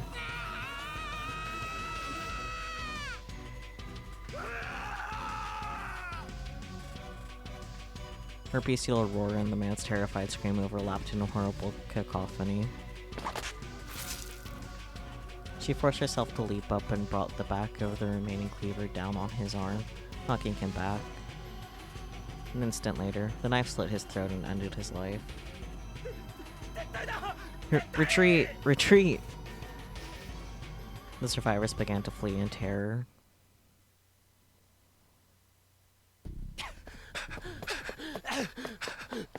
I was wondering when he was gonna come across all that. Well, this is gonna be fun.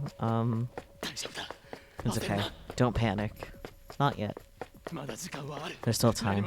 There's nothing to worry about. Suzuha's just fine. And before long, Mayuri will show up at the lab like nothing happened. Uh-huh. When I reached the radio building, I realized that many people in the crowd of pedestrians were holding their phones up to the sky. There was evidently no service near the station either. I took a moment to catch my breath as I looked at the radio building. I could hear what sounded like a distant explosion. It wasn't just one. The explosions were coming in a series. Several of the people around me were glancing at their surroundings, confused by these unfamiliar sounds. And then I realized that was gunfire. I remember the sounds I heard during the battle between CERN's rounders and the Russian military. The sounds were coming from the roof of the radio building. Had I not made it in time? Suzuha. I ran into the radio building. For some reason, the elevator was under maintenance and turned off. I had no choice but to take the stairs. My heart was pounding so fast that I thought it would burst, and I tripped several times due to how tense I was. I stumbled again and again on the stairs. How many times had I come up these stairs feeling like this? Cursing my lack of endurance, I headed for the top floor. When I got to the 7th floor, I ran into someone I'd hoped I wouldn't see. No. My guess that I'd run into them was right. I wish I wasn't, but... Dr. Listening. Hello, Rintaro. I didn't expect to see you here so early. Dr. Listening seemed perturbed when he saw my face.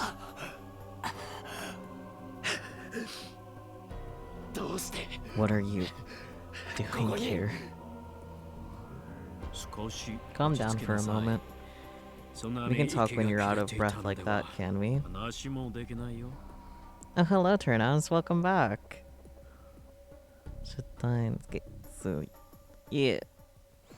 It's been so long since I last seen you. But it's nice to see you.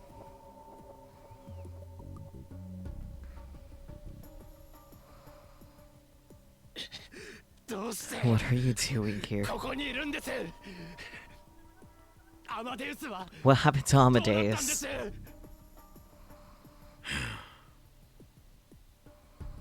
The sampling test I asked you to perform ended 6 months ago. I can't tell you that. That was his answer. Even though Amadeus had disappeared, Luxton was extremely calm. There was no sign of him trying to deal with the problem, and instead of being in his office, he was here. That was all I needed to know. So the message Kurisu sent me was true, wasn't it? The father that she'd spoken of was Luxton after all. What happened to Kurisu and Maho? You're trying to analyze their memory data to extract the information on the time machine, aren't you? Well, that's a surprise. Kurisu told you all that? I'd thought I was keeping an eye on her. I wonder when she did it.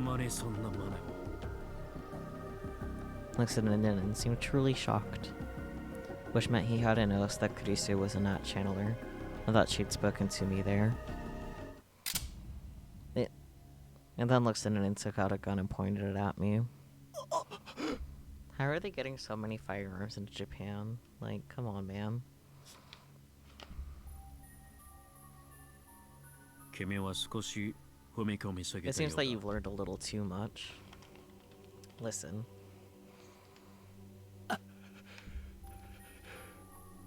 Just who are you? A scientist. Yeah, right. But science isn't a charity, you see.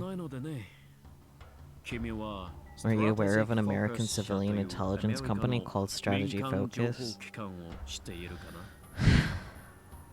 Strategic Strategic Focus. The American company. Stratfor. Stratfor. I read about them on a conspiracy theory website. I remembered reading that they acquired top secret information on Russian ballistic missiles that even the CIA couldn't get, and then sold it. The result was the destruction of the CIA's reputation. I don't remember what FWIW stands for. But you know, I don't think he traveled via normal airlines. Or even if he did, clearly all the militiamen things he works with don't, so for what it's worth, I will forget that.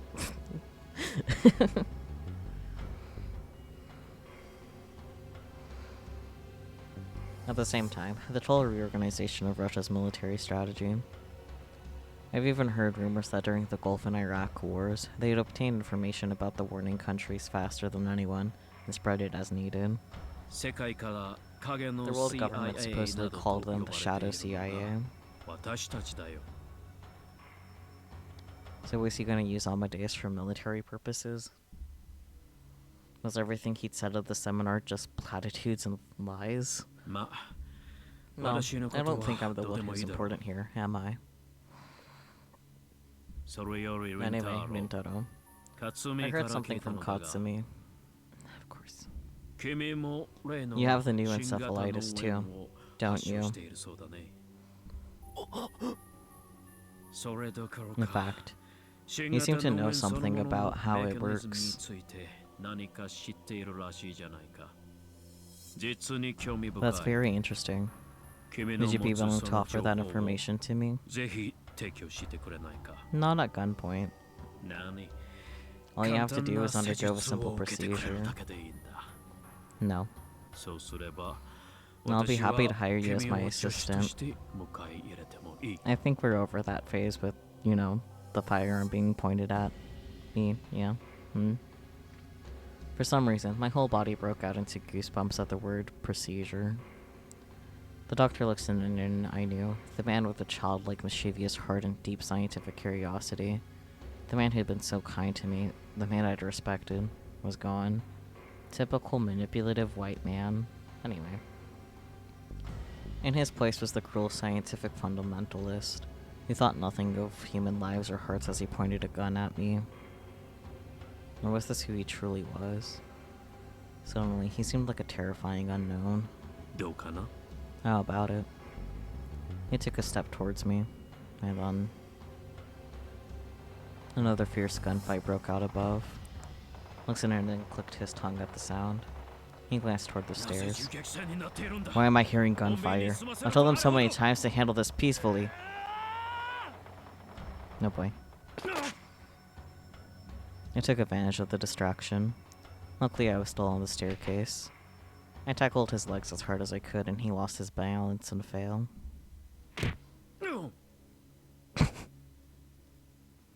He hit his head hard on one of the steps, and after a moment's jerk, he stopped moving at all. Oh damn.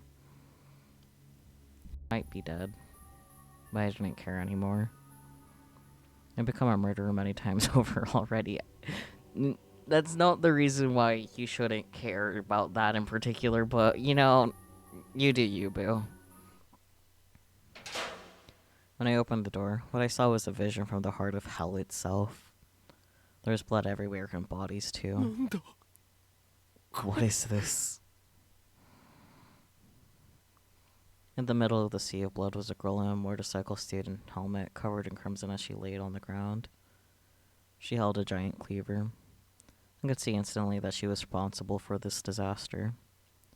Her shoulders moved up and down a little, so evidently she was still alive. I approached the woman, trying my best not to throw up from the stench. Are you okay, Mama? I could hear her voice from beneath the cracked, broken helmet. I looked closer and saw that some of the blood was her own.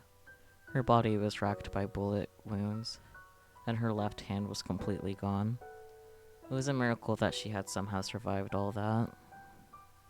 Yeah, I was thinking that too. It's definitely a shot. She didn't seem to notice me as she slowly crawled through the blood.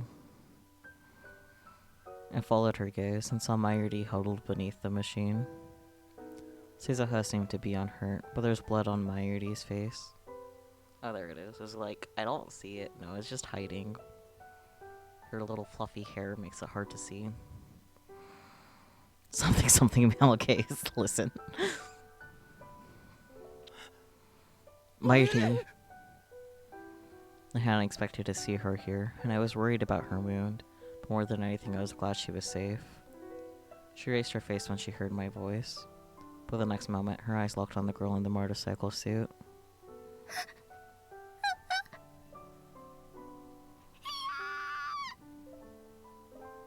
Understandable, have a nice day. She saw the thing crawling toward her and screamed. Mama? Mama. This isn't what it looks like.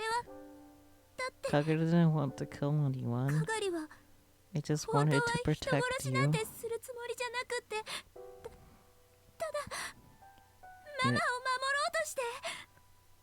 You succeeded, sweetie.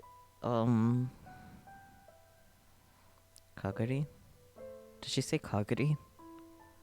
It was only then that I realized that the girl in the motorcycle suit was the Kaguri Shina that Suzuha had been looking for. I'm sorry, Mama. Kaguri, that's enough! Suzuha yelled, unable to take any more. Don't move anymore. You'll die. Is that why you're... You'll die if you move anymore, pointing gun. I thought you were Japanese, not American, Suzuha, damn. Anyways. Kaguri didn't want to scare you. Really. I mean it.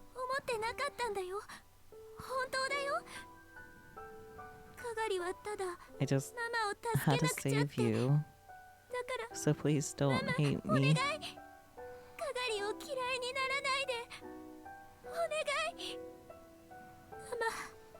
I'm sorry, Mama. Forgive me.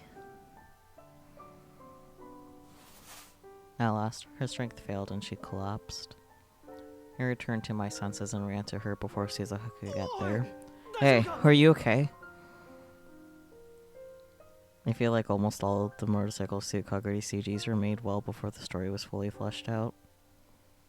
I'm not sure about that, but that's okay. Her breathing was wheezy and shallow. One of the bullets had probably pierced her lungs. I thought taking off her helmet would help her breathe, so I put my hand on it to remove it, but she grabbed my hand and pushed it away. No, don't take it. Not in front of Mama and Vix's Suzuha. That's concerning. Please, Okabe. Her voice and the way she talked. I realized who this girl called Kagure Shina was. I looked close and saw I recognized her face. No. You're... But why?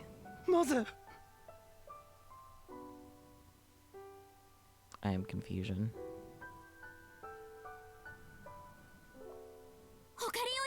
Okari. Is Kaguri okay? Stay back. I quickly motioned to Suzuha to keep her distance. Leave her to me. You take care of Mayuri. Is she okay? Check for me. She looked upset, but did as I asked. She went back to Mayuri and started to look at her wounds. Mayuri's covering her face and trying not to look at the bodies. It's okay. It's not deep. I relaxed a little when I heard that. I'm so glad. ママ You're safe, 無事だ Mama. ったんだ。よかった。 I'm still very confused.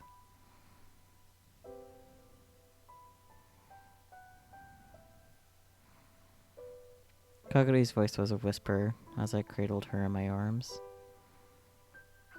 And then she slowly closed her eyes. Her breathing got weaker. Hang in there. Why? What are you? 大丈夫。 It's okay. 心配し Don't ないで。 worry. Even like 私 this, I don't こうなっても suffer or feel pain. 痛くも苦しくもないから。いつも I always hear that 神 voice 様 of の God. 声が聞こえるの。君は痛くなら He ない tells me よ。 that it doesn't hurt, 苦しくなら that な I いよ don't って。 feel the pain. だから So I'm 全 just 然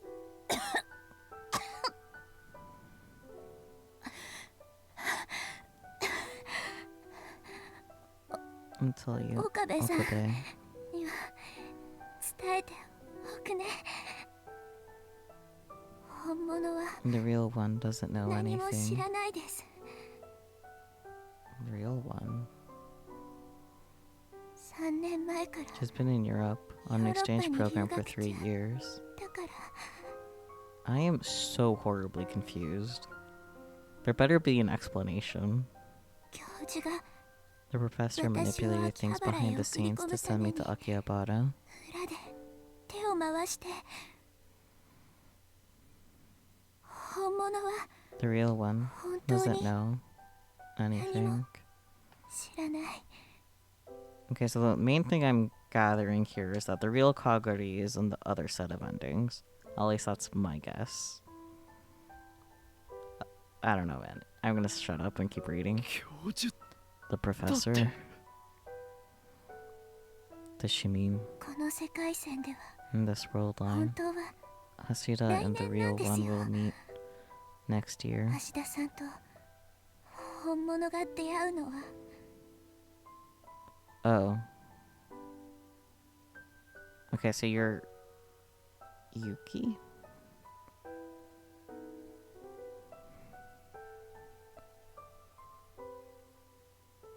I am...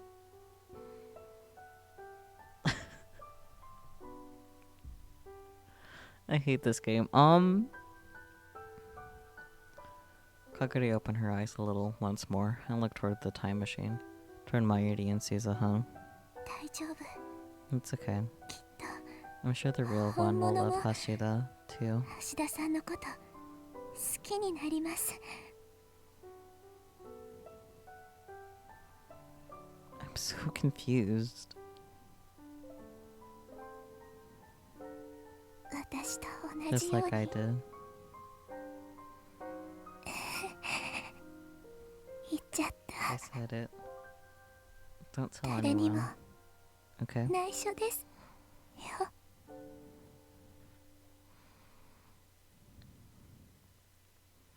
And this time, her smile still shining in her eyes. It closed for real. With one final shudder, the strength left her body.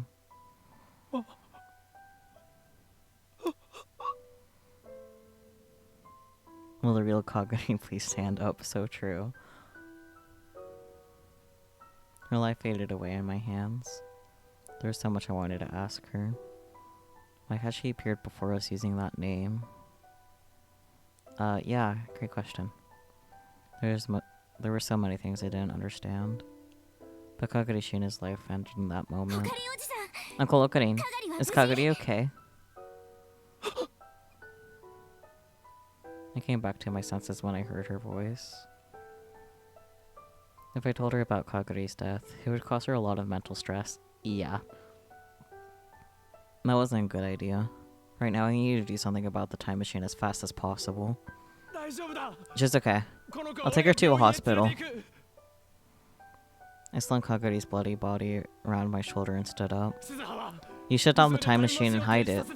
The cops will be coming. もうじきもう遅いよ It's too late. God damn it. What? Before I could open the door, a huge shadow appeared from within. So I guess he didn't die. Pathetic death. Damn. Professor. He wasn't dead. But he must have taken a lot of damage to the head, because his face wasn't the color of clay, and one of his eyes wasn't focusing. This'll be a war zone soon. Implying it isn't already. Hello, look at all the dead bodies. America, Russia, and Japan have all started to move. I don't like his face. Fair. Once the gears start turning, he can't stop them. If Kagari had only told us sooner, things wouldn't have gotten this bad.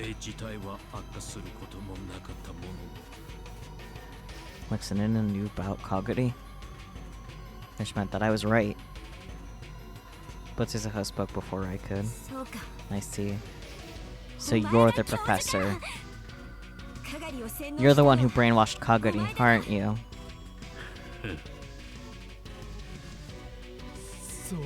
Is that true? Is that the kind of person you are?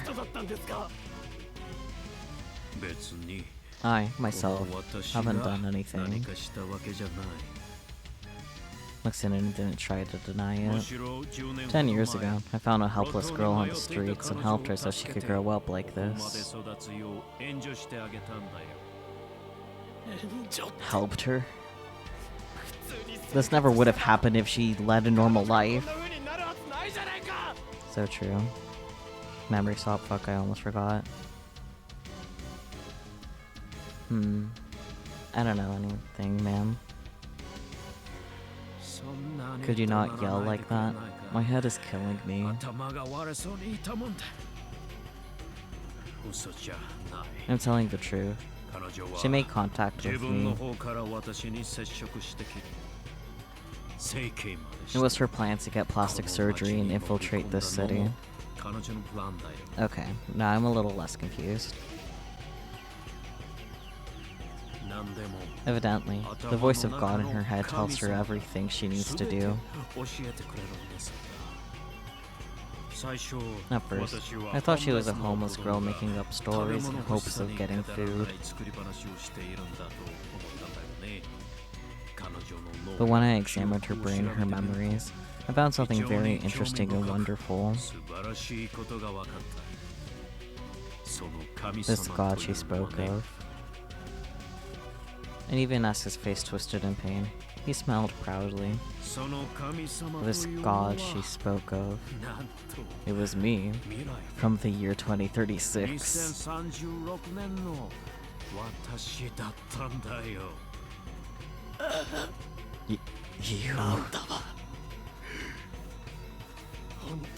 You're a real mad scientist.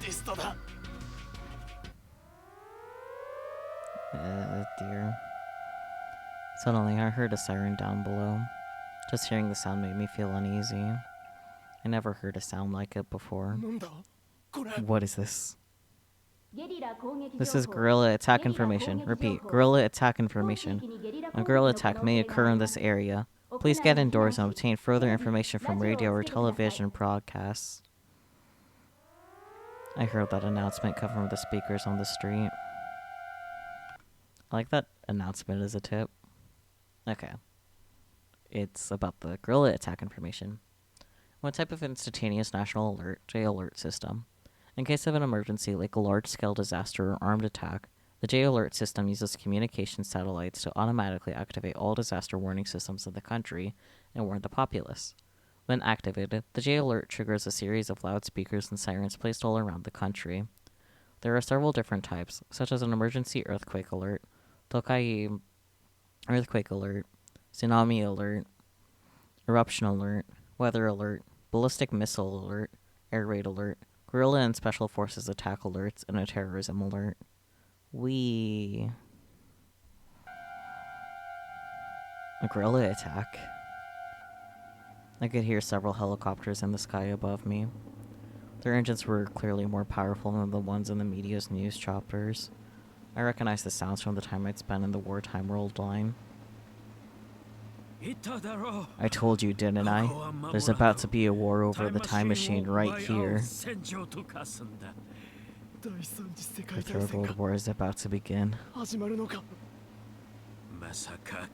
I'm sure the people here have no idea World War is about to begin in the middle of their city. I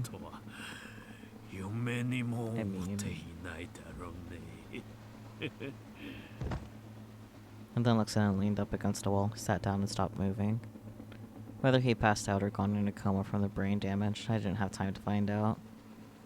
It was like the air in the city had gotten heavier. That's how it felt. A chill ran down my spine. I spent a month at war in that world line, and the same future is about to begin here. Something like that couldn't happen in Japan. It was like a TV show or a movie. But I knew instinctively that this wasn't fiction. There had been signs since 6 months ago. Here in Akihabara, Tokyo, in Japan. Spies and soldiers from all around the world had been working in the shadows. So I knew this would happen. By refusing Suzuha's request and choosing this world line where Mayuri survived, I doomed over 5 billion people. And I was the one who chose this. It was me. Uncle Okarin! I looked and saw that Suzuha was pushing Mayuri into the time machine. We're gonna have to jump to the past. What? Take care of Kaguri. Suzuha had no idea that Kaguri was already dead. She leaped into the cockpit. I raced over and grabbed onto the hatch, then looked inside. You can't mean a year ago. You're going back there? So suddenly? It's not sudden. And we're not going back there. She was tapping commands into the console as she spoke. What? What do you mean you're not going back there? I'm borrowing Big Sis Mayuri for a little. Mayuri was already strapped into a seat. Just like I was when I jumped a year ago with Suzuha. Mayuri... You... Okarin. I heard fierce gunfire and screams in the distance. It looked like some of the spies had started fighting each other.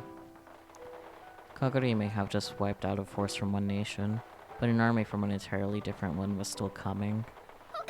Okarin, here. My unit handed me a smartphone. I took it without thinking. I can't get a signal, so I'll give this to you, okay? Read the message. I'll tell you how Mayushi feels. Wait, why are you going? If you go, it won't change anything. You can't do anything. And if you go, you won't be able to come back. No. It can't be you who does it, Okarin. This is Mayushi's job. I don't understand. I don't know what you're talking about. Please, get out of the time machine, Mayuri. If you leave the wheel of causality, then I won't know why I chose this world line. Okarin. Mayuri gently rubbed my cheek. And she smiled, sadly. She softly pushed my shoulder. It threw me off balance and made me let go of the hatch. Then the hatch closed. Mayuri, wait! It was too late. By the time I got it back on, the hatch was sealed shut. The door controls were biometric. Only Suzuha could open it now. The time machine started to roar. A pale light began to gather around it. I've seen this before, in the Alpha World line. Why? Mayuri. Just then, a group of armed men kicked open the door and swarmed onto the roof. They were highly trained military operatives. And then an attack helicopter descended from the skies. And soldiers started to shoot at it. But the helicopter seemed to ignore them as they slowly hovered in place. I realized the powerful rocket launchers on either side of its body were aimed at me. No, not the time machine. It couldn't be. No. Don't. But my worst fears were realized. The helicopter fired its rockets. They headed straight for the time machine. It was still there, shrouded in light.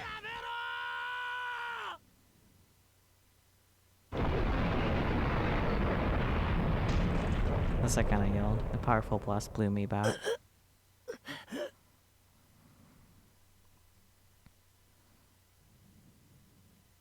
The next thing I knew, I was crawling on the ground. I saw that some of the soldiers had already joined the mountain of corpses on the ground, and some of them were still shooting at the helicopter.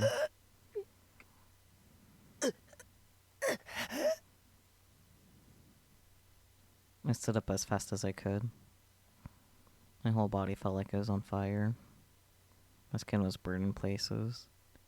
My clothes had been blasted off. No, my own problems didn't matter. What about the time machine? I looked up toward where the time machine had been. If it jumped in time, it should have been able to avoid the rockets, but...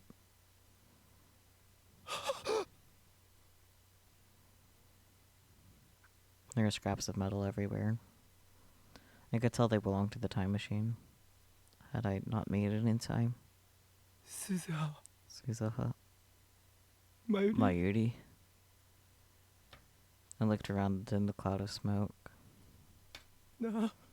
Mayuri. Where are you?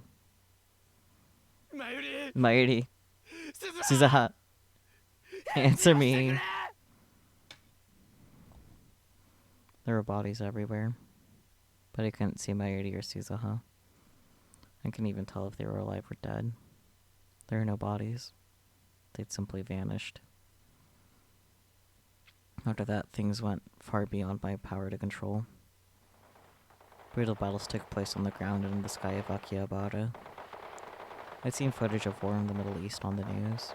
Those same scenes were playing out in Akihabara.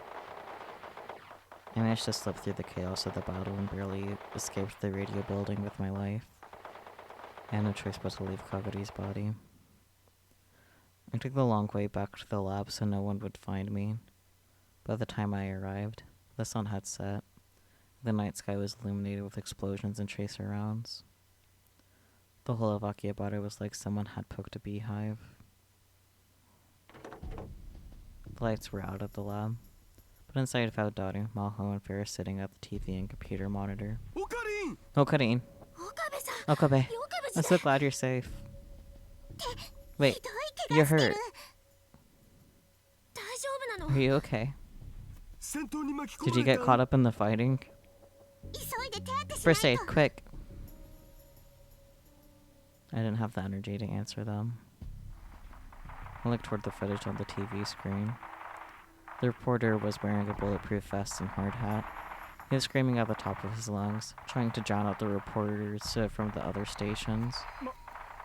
It's like a war zone. The area around Akihabara Station and Center Street has been cut off. US and SDF helicopters and tanks are... Oh, just now, I heard another huge explosion. Is this really Japan? I feel like I'm reporting on a civil war. The government says that it's terrorism, but I can't imagine. And then a stray shot from an anti-material rifle, fired by a special forces team from some country or another, struck the news van's engine and blew it up. Well, it exploded. There's been an explosion. Are you trying to get killed? Get out of here. This is war. You're going to die. An SDF soldier forced his way onto the screen and yelled at the media to run away. A war? With who? Hell if I know. Just after that, I heard another explosion and the video was cut off. Did they take a direct hit? Everyone fell silent. It's dangerous here, too. I can't go home. The net's in an uproar. Hey, Okarin, where's Suzuha? And did you find Maishi?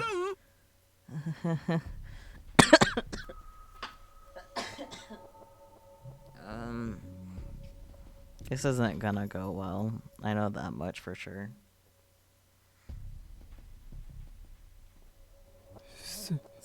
Suzuha and Mayuri, or Suzuha and Mayuri either went back to the past or they're dead. What? Daughter stormed up to me, infuriated. What do you mean? Which is it? I mean, we don't really know, I'm afraid. An attack helicopter fired a rocket launcher at the time machine. ロケットランチャーをタイムマシ It ンは was destroyed. 破壊されてそれに Suzuha and Mayuri were 鈴葉 aboard. とバユリが乗ってて They're about to go back to the past. 過去へ飛ぶ直前だったんだマシンの残骸 I は saw 残 some ってた pieces け of ど the time machine left. But it wasn't 全部じゃな everything. くてな And Daru, ラル I looked and looked, どれだけ探 but I しても couldn't find Suzuha and Mayuri's Suzuha bodies も Mayuri も anywhere. 死体が見つからなかったんだ体の Not 一 even 部 a さえ piece. 残って It な was かっ like た they'd vanished. Without a trace. 跡形もなく消えたみたいにあの二人 Do you think they made it back Santo to the Kakuni. past? 止めたのかな The tears I tried so hard to hold back came pouring out. Tyler fell to his knees. Paris and Maho were staring at me, eyes wide in shock. Damn it! Damn it! Damn it! Tyler slammed his fist into the floor.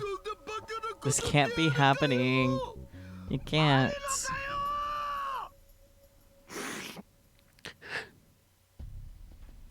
I tried to wipe away my tears and realized I was holding something in my right hand.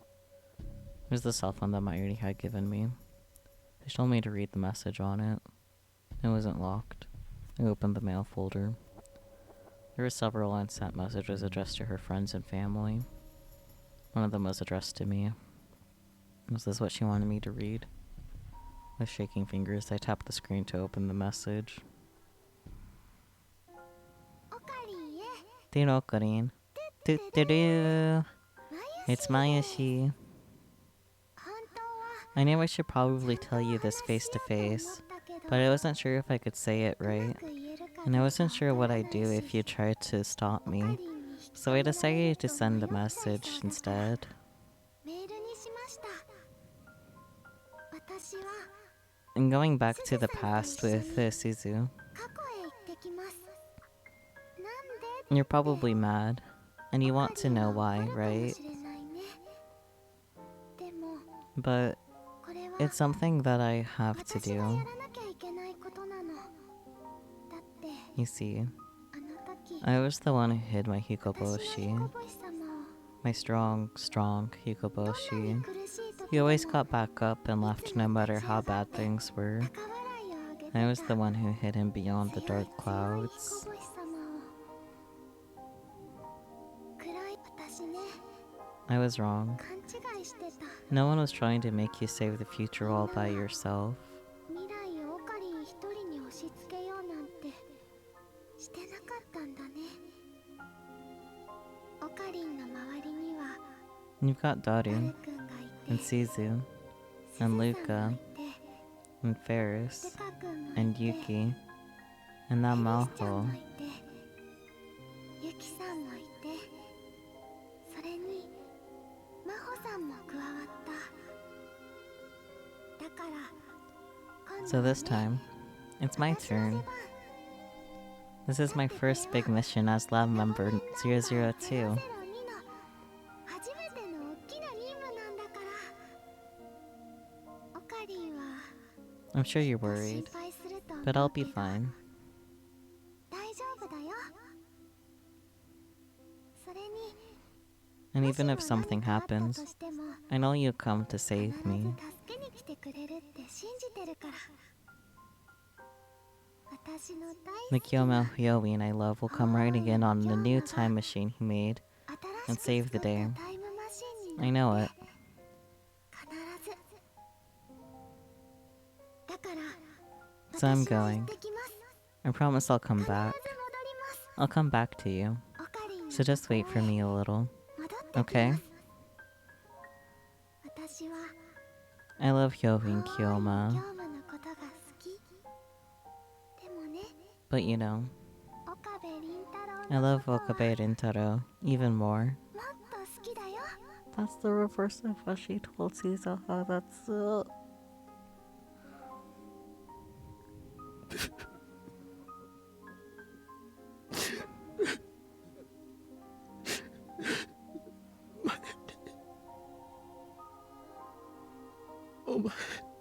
You forgot, 忘れて didn't you?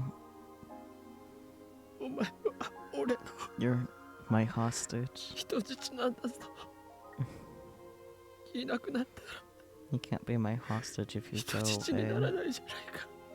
So true. 何かあったら助け You に want 来 me い to だ。 come save you if something happens? What kind of hostage are you? 人質のくせに生意気だろ。狂気のマッドサイエン Mad ティストが scientist of madness. Would Oh never my good God, to Otani. save you. To save you. お前なんかお前は You're an バカだ。 idiot. でも But もっとバカ I'm だ a った。 bigger idiot. Yeah, you are. この俺 My heart was in pain. It hurt so much. Just like after I killed Kurisu. Maybe I'd be better off if I just fell over and died. If I do anything to be released from this pain. But in the corner of my tear-blurred vision, I saw it. Oh dear. Hello, Identity Crisis. Welcome. Thank you so much for the raid. Let me go ahead and give you your shoutouts. You're just in time for the really, really painful endings. Yay. The fucking notification sound, yes. It was necessary.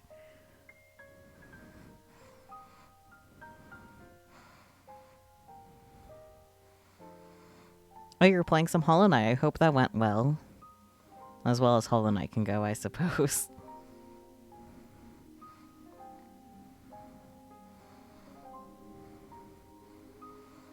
It did, yeah. That's good. To those of you that have come with Identity Crisis and do not know me, my name is Sakura Sakyu. I'm a variety streamer, though I mostly stream visual novels or otherwise anime-related games. We are currently playing Steins 8-0, and we are en route to the true ending. It's a feels trip. Yay! Everyone's absolute favorites.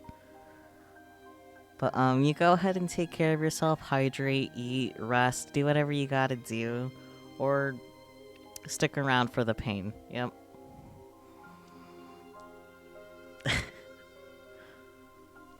But in the corner of my tear-blurred version, I saw it. Yomi and Kyoma's final weapon. His last hope. No. It was the thing that had brought me so many nightmares. I staggered to the development room and threw off the cardboard that was covering it. I feel like this point would be more confusing than painful without context. You know what? True. No worries, do what you gotta do. Did I read this? I don't remember. I'm gonna read it again. I staggered to the development room and threw off the cardboard that was covering it. There it was. The phone wave, name subject to change, Unit 02. The thing that Maho and Daru had been working on behind my back. If I could complete this. I turned around, wiped away my tears, and saw my friends looking depressed in the middle of the darkened room. お前たち You said you didn't know how to make a time タ leap イムリープ machine. マシンの作り方がわからないと言ったな。俺の Will 言う you 通り do what に I tell you? してくれるか。クリスの導き出した I'll 回 give you を the answer that Kurisu お前 discovered, たちに伝える。それで and then we'll activate the time タイム machine. リープマシンは起動する。 He said time leap machine, but it says time machine. Maho said the one thing she didn't know was how to compress the memory data, which means that everything else was finished, and I knew how to complete it. Daru was the first to nod. I'm in. Tell us, Okarin. 教えてくれオカリン。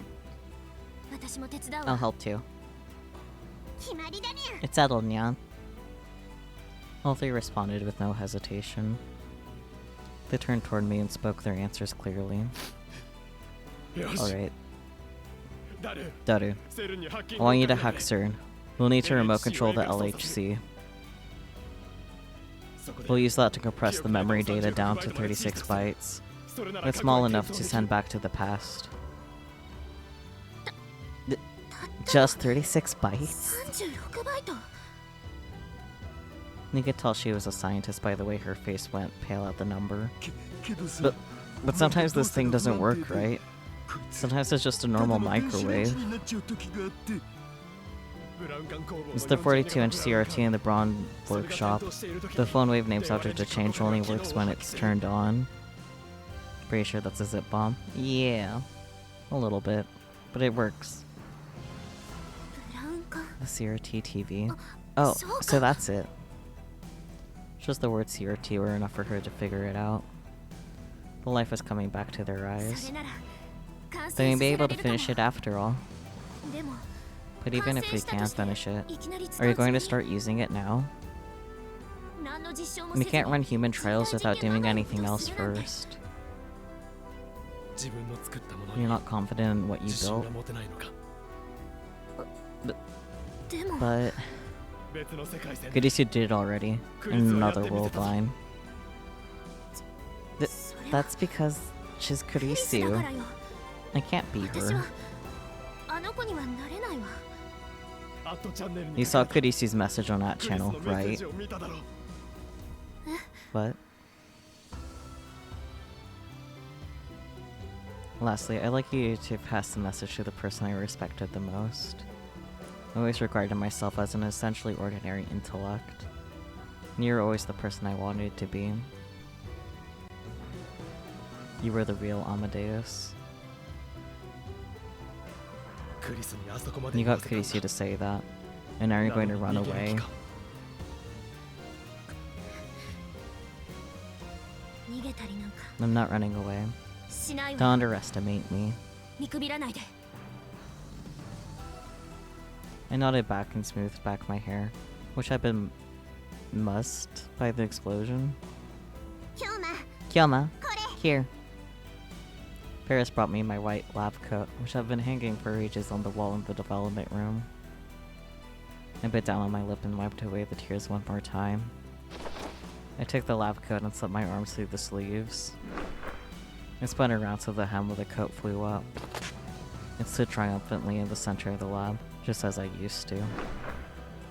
And then I declared in a loud これよ voice. り We will now complete the phone wave, named subject to change, Unit 02. Perform a time leap. Lend me your 力を aid. 貸してくれ。今度こそ This time, 俺 I'm は never 絶対 giving に up. 諦めない。 I looked at Daru and Ferris, and finally at Maho. たとえ Even if I failed the first dozen times, or the first 100 times, I'll try again 1,000 times, a million times, or a billion times. I'll save them all. Suzaha, Mayuri, 鈴葉もマユリもそして and Kurisu クリ too. スもだ。これは And this is the その first step. 最初の一歩となる。 For the first time in a year, I was back to my old self. Apparently muss is a word that refers especially to messing up someone's hair or clothes. I see. Learning. My friends saw me and nodded, their faces filled with resolve. It took almost 2 full days to finish work on the phone wave. Meanwhile, the chaos in Akihabara continued, and it wasn't safe to go outside. Working on the time leap machine while knowing that the battles might reach us at any minute, or that a special forces team might burst in at any time, was a hard job that wore on our nerves. But still, we managed to finish the machine somehow. We jumped.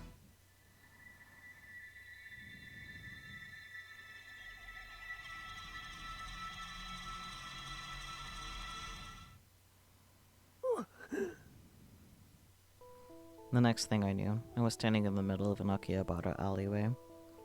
I was holding a cell phone in my hand. I had a nasty headache, and there was a stinging pain in my neck. I felt a pain on one side of my head like a migraine headache, and the left side of my face hurt really bad. My vision flashed with dark and bright spots. I took a look around. The alley was still peaceful. I heard no gunshots, no explosions. The otaku were enjoying their shopping, and girls in maid outfits were calling out to passerby. That alone was enough to tell me for sure. The time leap was a success. I looked at the time on my smartphone. July 7th, 5:45 p.m. I had around 40 to 50 minutes before the war began. That still wasn't enough. But the 48 limit of the time leap machine meant this was as far as I could go. No point in getting negative. If the machine had been finished just a little later, it would have been too late. I should be glad to have made it here at all. I knew what I'd be doing at this time. I was running around Akihabara looking for Mayuri. First, I needed to call Maho. It was a quick save.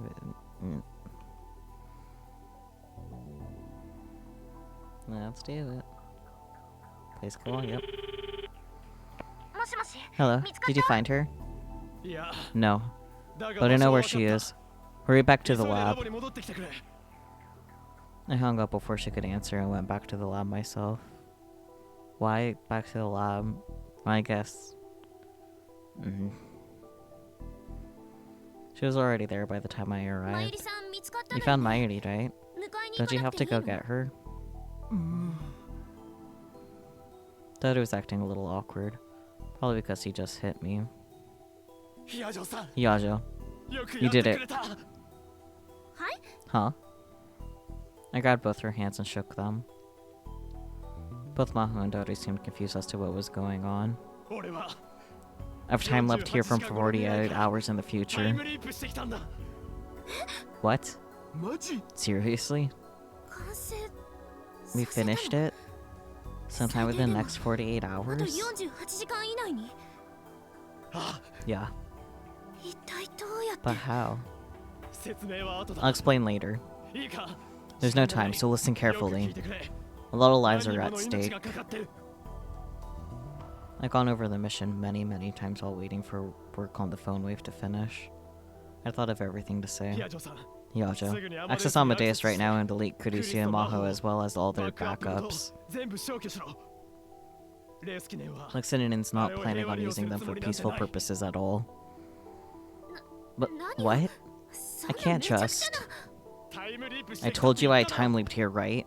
Akihabara is going to be a war zone less than an hour from now. They're coming for the time machine.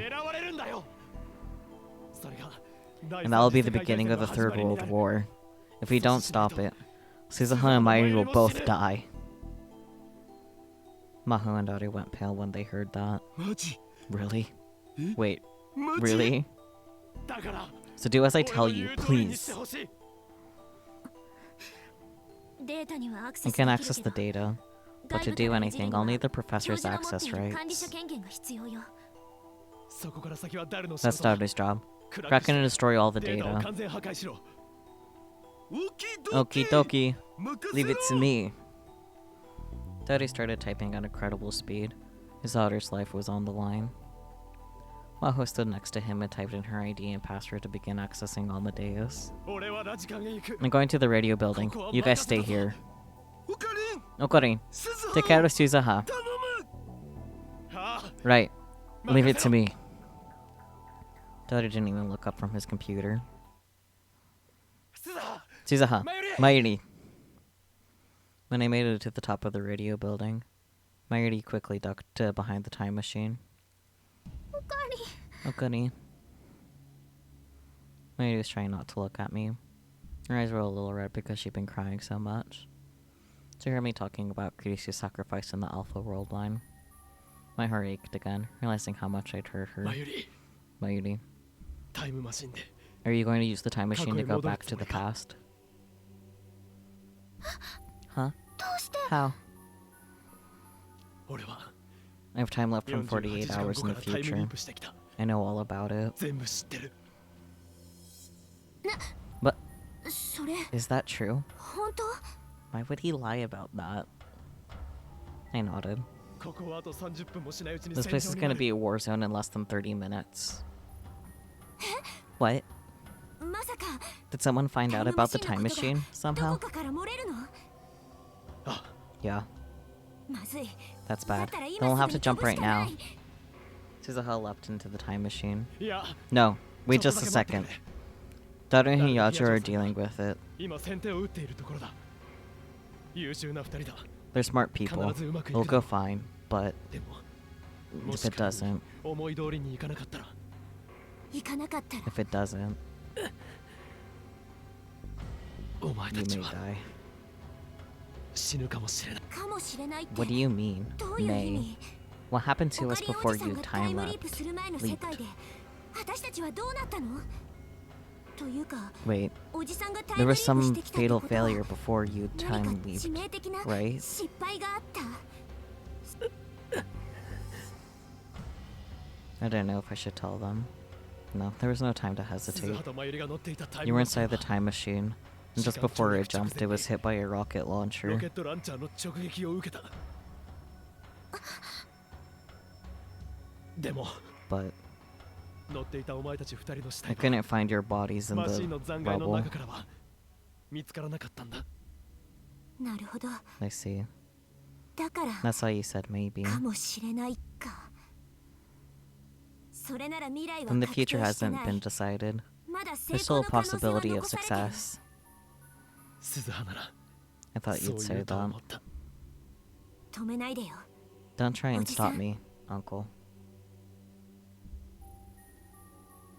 Her eyes were filled with resolve. They seemed to say that if I tried to stop her, she'd do whatever it took to ensure I failed. Of course, I had no intention of stopping her. She'd come here to do her job, and there was no way to change her mind. Actually, I'd come here to ensure that she could jump without having to worry about Stratfor's interference. But Mayuri. The uncertainty that had been going in and out of my mind ever since I read her message reared its head again. なあ、 Mayuri, are you really 本当に行って leaving? しまうのか。お前に隠し事 I'm をしていた sorry の I は didn't tell you, 謝る。で but も I 俺 and も Kurisu クリスも and everyone else, みんなが we love you. お前のことを大好きなんだ。そんなお前を I 助け came た to く this て world line because I この wanted 世 to 界線に save たど you. り着いたんだ。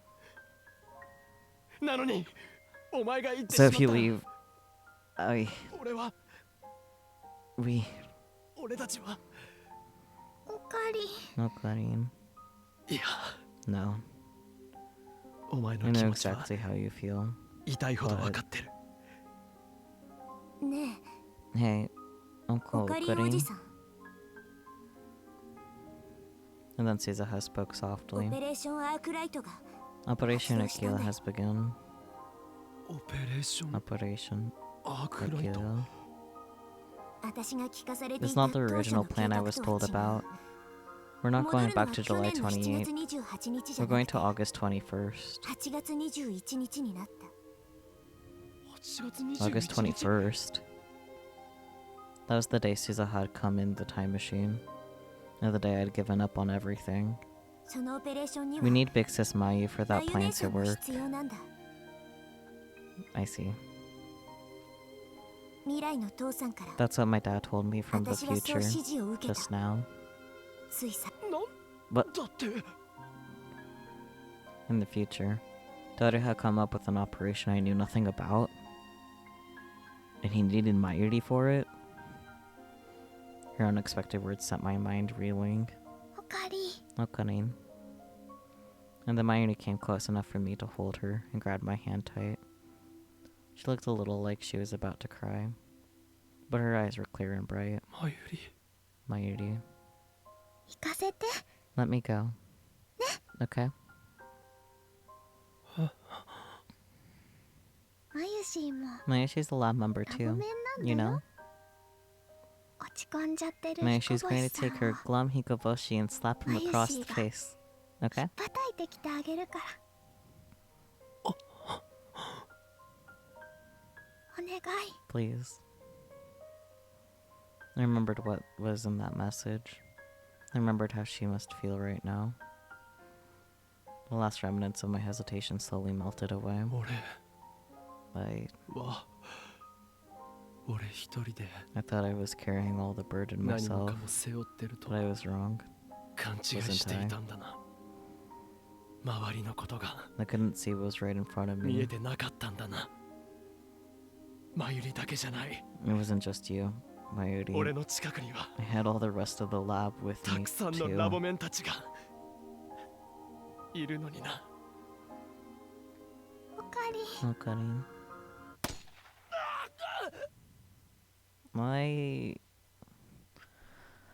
Why can't we be happy for even just a moment? Like, I suddenly felt a horrible pain in my leg, and the shock knocked me several meters forward and onto the ground. おかり Okay. I looked down at my leg and saw that there was red stain around the calf. It felt like it was on fire.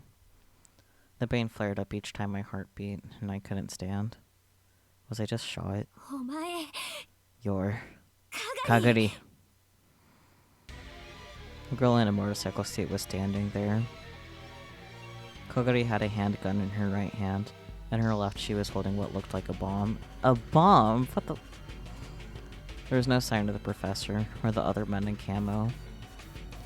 That much was fortunate. But Kagari had shown up a little earlier than I expected. I hadn't quite planned for this, but evidently I run out of time.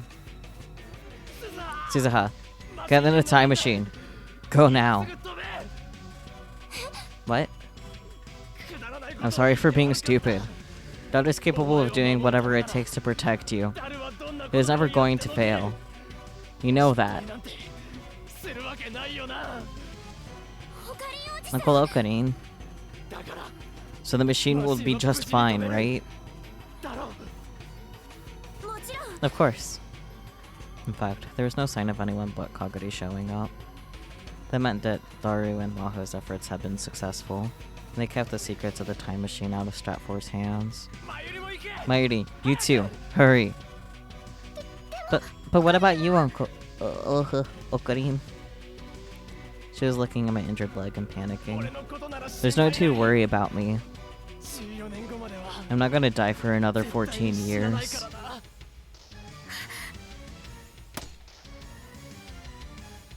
Kagari fired again. The bullet struck less than 30 centimeters away from where I was lying on the ground.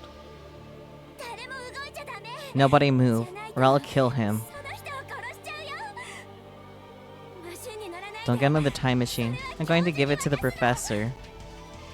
その後 And then I'm going to have him tell me how to use it and go back to the future. のに使うんだから 構うな。 Forget about her. I'll handle this. Just go. スザムだ。 You too, Suzuha. You can leave Kagari to me. 任せてくれていい。分かった Got it. マユ姉さん Fix this Maya. Inside. What? Huh? Wait. Suzuha pushed Mayuri inside the time machine and out of sight. おかりおじさん Uncle Okarin, take care of Kagari. 頼んだよ I guess it makes sense this time because Kagari's alive. 了解だ。 Roger. Suzuha followed Mayuri inside, and at the same time the hatch started to close. I told you not to do that. Come out! Kagari ran up to it. I forced myself to stand up, ignoring the piercing pain, and blocked her way. I won't let you interfere. Shut up! Move! 断る。 I refuse. Move!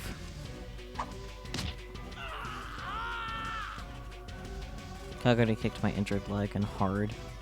The pain made me so dizzy I could hardly stand.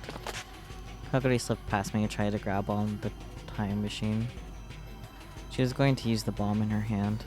If she did, things would turn out the same as last time. My time loop would be wasted.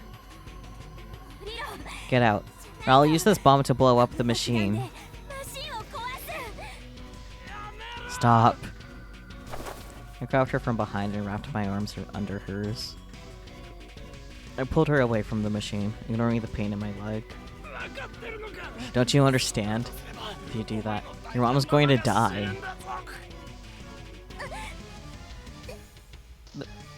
But 私は Just calm down, please. 頼むから。Mayuri tossed a hard drive to me from the almost completely closed hatch. Okarin, here! What fell on the floor was the thing Kurisu had left behind for Maho. This is Kurisu's. How did it get here? I thought Russia had destroyed it. Don't get mad at Dad. I think it's going to need it for the time machine research. I could just barely hear Suzuha's voice from within the machine. So that was it. Daru had hidden the time machine. Bye, Okarin. I'll come back, okay? I could see Mary looking at me from the small gap in the door. That's right. This is a temporary goodbye. Let's see her again someday. Right, Mayuri? So I would send off my brave lab member 002 with my head held high. I'm counting on you, lab member 002, Mighty Ashina. Execute Operation Aquila.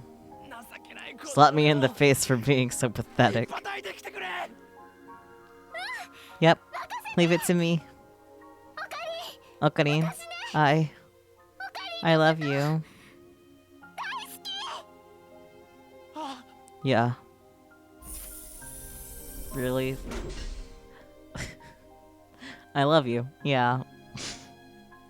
Anyways, I smile as the hatch sealed completely shut. The time machine started to roar. I felt like I heard a helicopter in the distance. Fuck off, helicopter. I don't think Okabe knew what exactly she meant, and that's okay. He's a little dumb in the head, but we already knew that.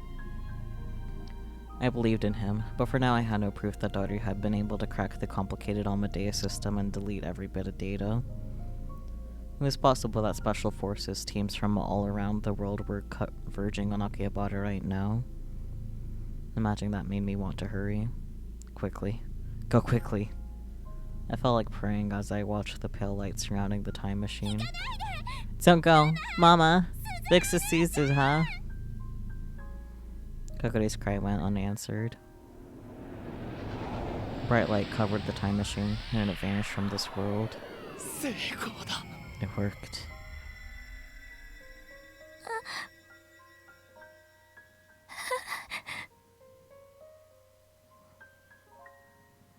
Kokori sobbed and glared at me with eyes full of hate. Why? Why did you let Mama go? She shook away my hands and pointed the gun at my head. I stared her dead in the face. Your wonderful mama's gone with Suzuha to go scold a stupid man who ruined the world.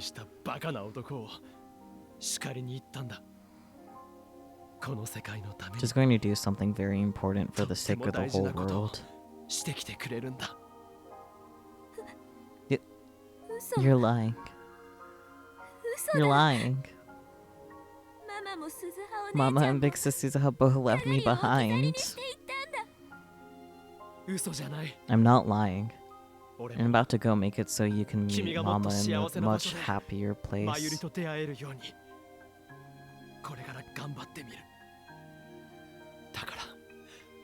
So let's stop this, okay? No. I can't believe that.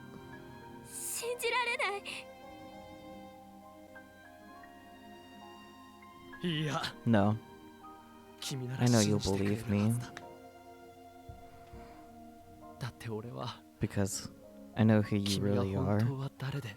And how kind you really are.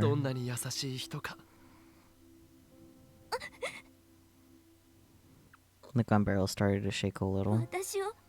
You know me? I do. I've time looped from 48 hours in the future.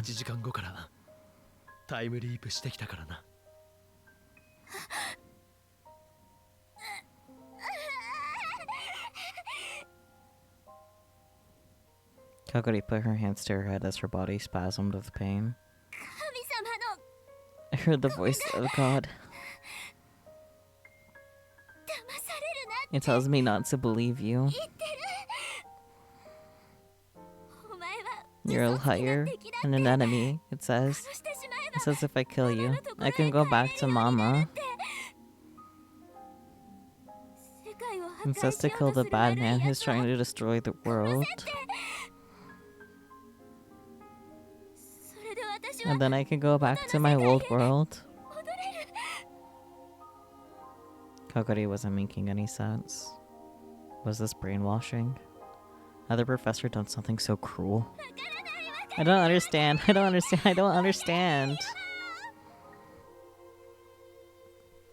I grabbed the flailing hand that held the gun and looked deep into her eyes. She was crying and scared. Listen. Mama's not coming back. But if we do our best, we may be able to make a world where you and Mama can be happy.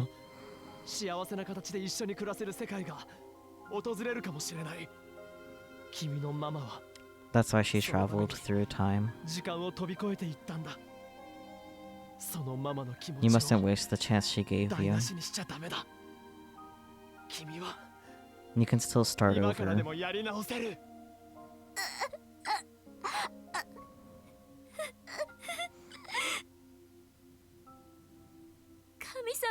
It's okay to disobey the voice of God.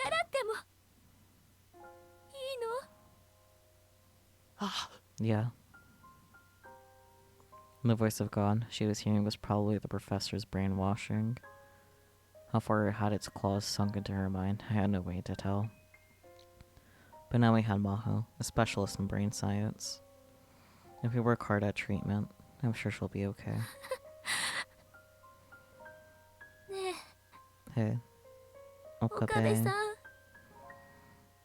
Her voice was normal again. I want to see Mama.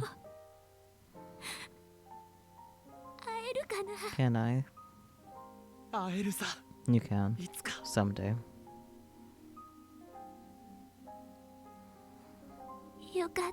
I'm glad.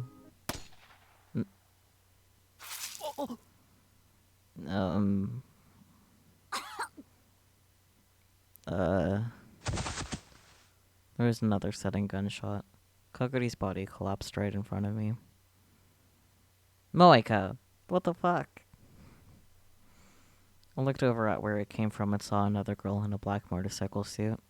She wasn't wearing a helmet, so I could tell it was Moeka Kiryu, pointing a gun at us. Her face was deathly pale, and she was crying. Why? Why are you here? Why Moeka Kiryu? FB. Hey, FB. I didn't let that woman trick me. I knew this was a fake phone. So please, don't abandon me. FB. FB. God damn. She needs hope. Like big help.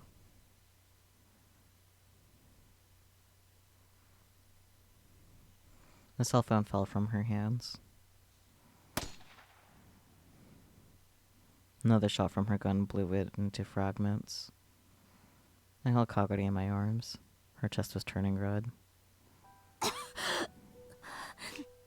This again. Hey, hang in there. I'm glad. Even the voice of God wasn't right at all the time. This is my punishment. I destroyed her heart and tried to manipulate her.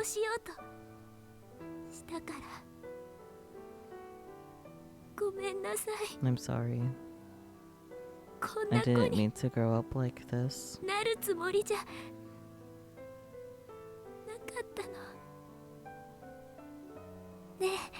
Mama.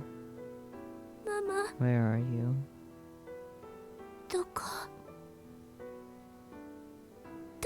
Where are you? Her voice grew thinner. Moeka Kiryu collapsed some distance away. Her eyes were unfocused and all she did was mumble. She didn't seem capable of coherent thought.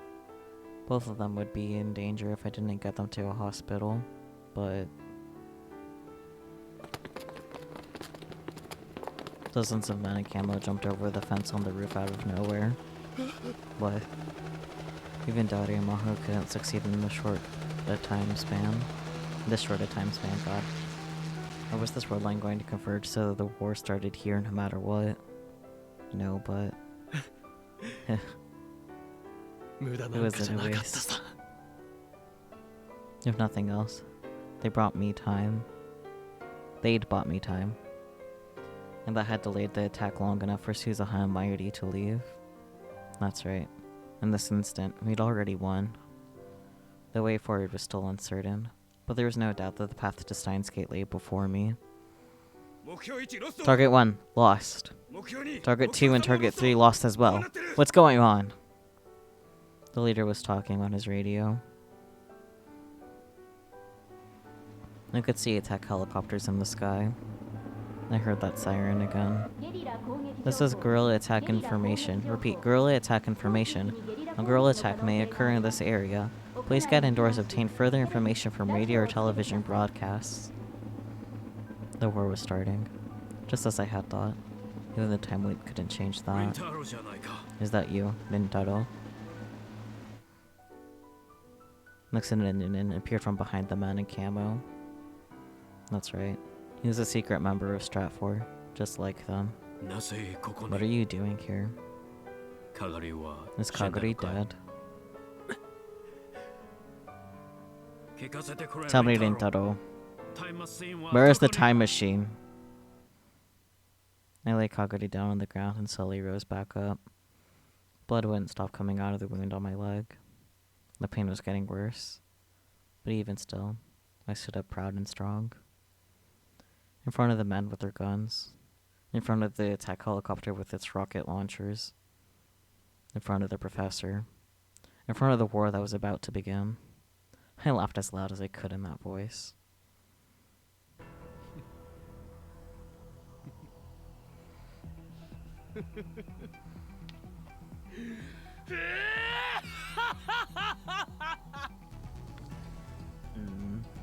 Get all Hyomi and Kyoma.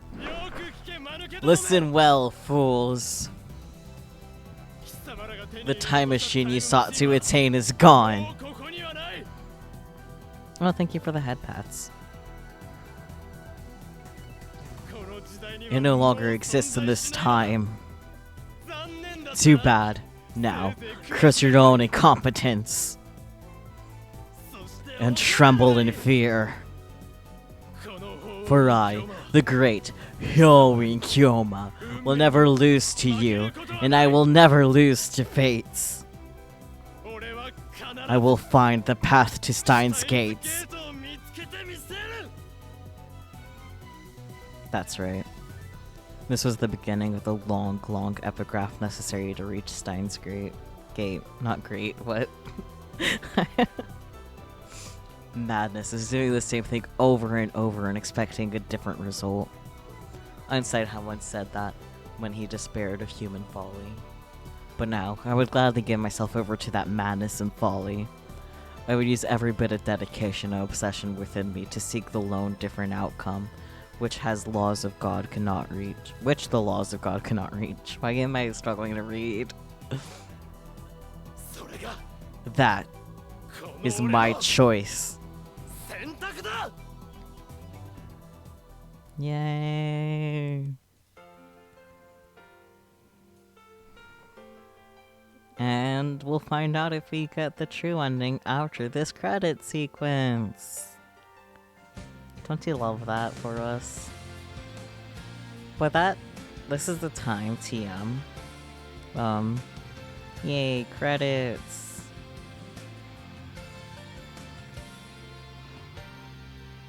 I'm pretty sure we should be clear to get the, true ending, though.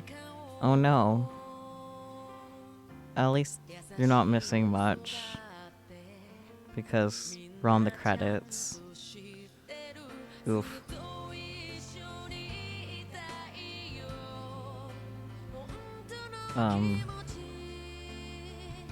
No thoughts head empty.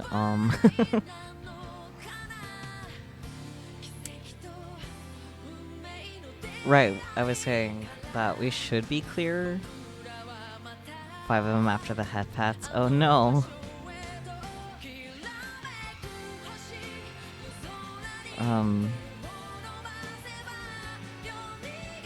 Man, I'm just blanking hardcore. What was I saying?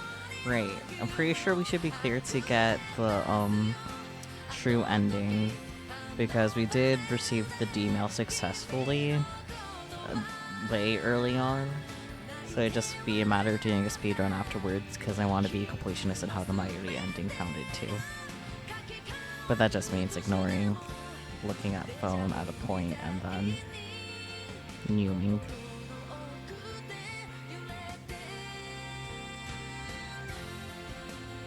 I don't know, we'll see what happens, I guess.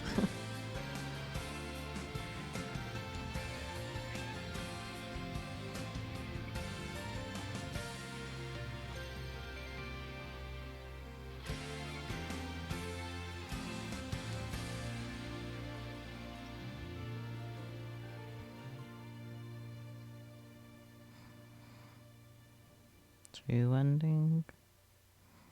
5 PB. The 5 powered in games. Here we go. True ending. This song has a lot of vocabulary I know. Don't know. Oh no. 計画の最終段階について話そう。 Now that the casual link has been established, allow me to explain the final stage of the plan. The purpose of this plan is to change divergence and reach the unknown world line called Steins Gate. By the way, I'm the one who named it Steins Gate. You of all people know why I named it that, right? Because it sounds cool. Isn't that right?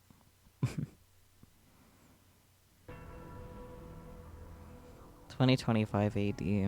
Ooh. The Future Gadget Lab. Tori, aka the Lab. It was also the headquarters of the resistance organization Valkyrie. Once located in a room in a multi-purpose building in Akihabara, it had been moved to a new base after the Third World War. The place was far too filthy to really be called a lab. But it was, without a doubt, the home of the best minds in the world as they searched for a way to reach Steins Gate. In the center of the room, Rintaro Okabe was delivering a monologue, posing like a stage actor as his white coat flapped. We reached the moment that you're in right now, because we wanted to save Kurisu. I see a little Ferris poking with your little meow meow ears. All the preparations for my plan are complete. The rest is up to you. The final phase of Operation Scold will now commence. The final mission to reach Steins Gate given by Rintaro Okabe in the year 2025 to himself in the year 2010. The parameters for this mission's success were as follows. Change the results of established events without changing the events themselves. Deceive the original Rintaro Okabe.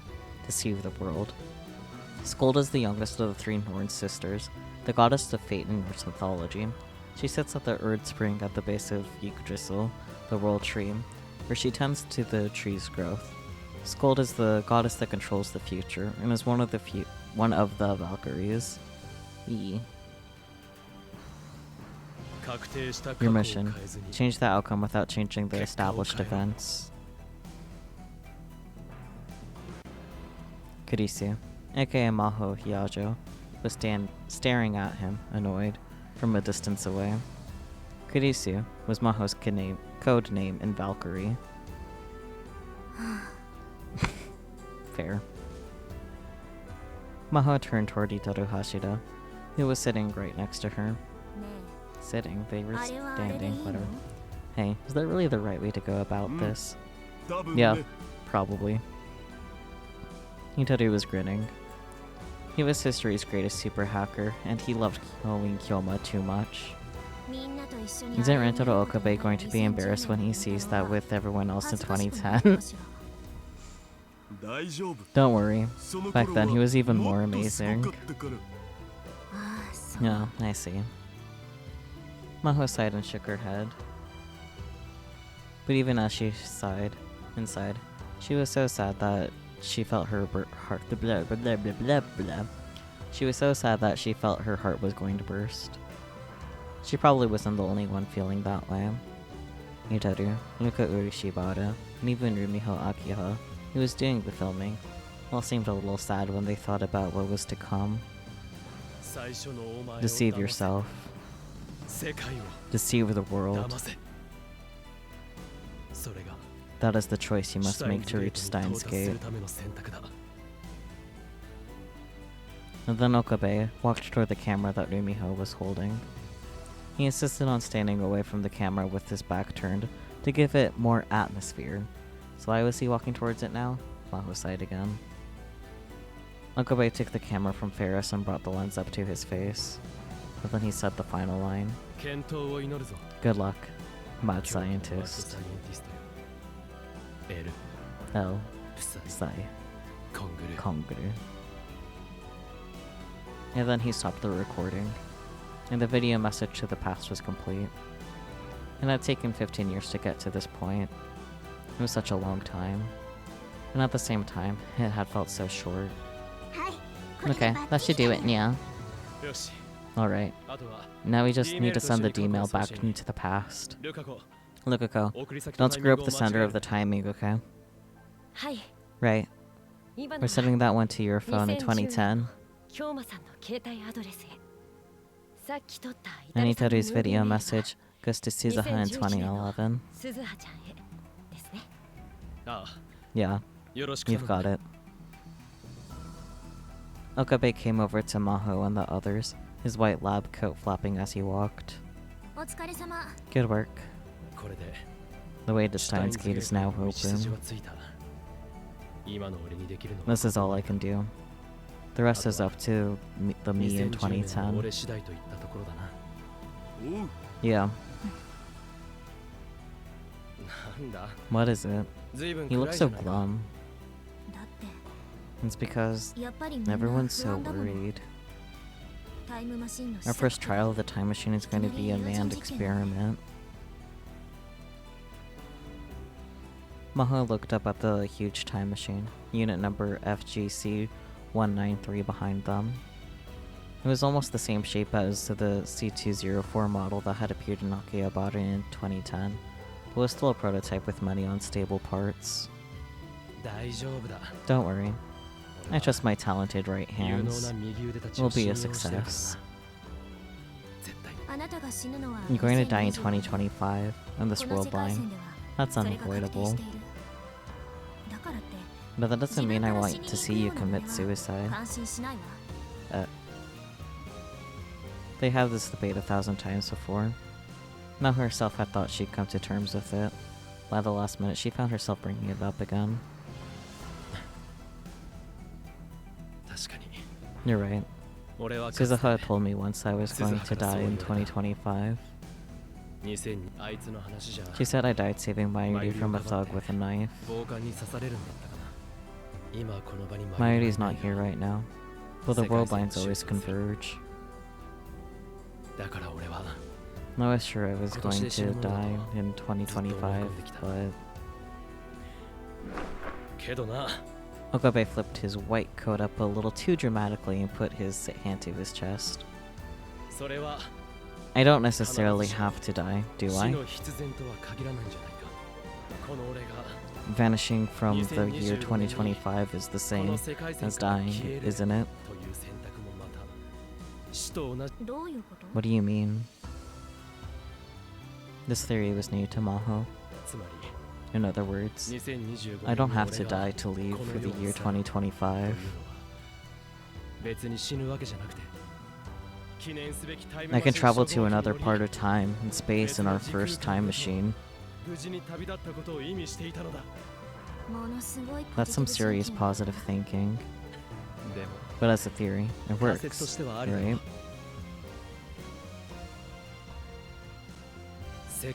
The world can be deceived. That message from another world line gave me courage. これから俺がやろうとしているの What は I'm about to do is also a trial run for Operation Scold. 実証実験みたいなものでもあるんだ。そう Yeah, 確かにそうね you're right. But to Maho and the others, it was all the same. After 2025, Rentaro Okabe would be gone. He would never come back. He wasn't saying it, but he knew it too. He stared at each of his friends for a moment in turn, as if it to help him memorize their faces. Most of the founding members of Valkyrie and the former members of the Future Gadget Lab were here to see him go. Itaru Hashida, Rimiho Akiha, aka Ferris Nyan, Nika Ureshibara, Maho Hiyajo, and sitting quietly in the back, Yuki Hashida. A 7-year-old Suze Hashida was hiding behind her legs. みんな Everyone, thanks for coming this far for someone like me. 俺みたいな男によくついてきてくれた。だが But the battle against the 神の laws 摂 of 理を God 相手にした戦い continues. はまだ続く。次は The next fight is in 2036. それまで Until then, よろし keep く it 頼 up. む。ワルキューレの Good 健 luck, 闘を祈る。 Valkyrie. As she listened to Okabe's final goodbye, Maho tried her best to stop herself from crying. She couldn't cry here. She decided long ago that she'd keep hope in her heart as she watched him go. よし。 Alright, そろ time そ to go ろ catch my escaped 逃げた人 hostage. 質を捕まえに行くか。 Take care of Suzuha よろし too. くな。任せろ。 Leave it to me. こいつに乗せてある。 With the Kerr black hole tracer loaded into this thing, I'm sure I'll be just fine. That was a special device that only the C-193 was equipped with. It is capable of tracing the space-time distortion continuity created by a Kerr black hole, anywhere from 70 million years in the past to the future. You could call it a time machine tracker. It had been specially designed to allow them to find another time machine. Of course, they had only one reason for making it. To find Mayuri Shina and Suzuha Amane, who had gone beyond the space-time horizon on Tanabata in 2011.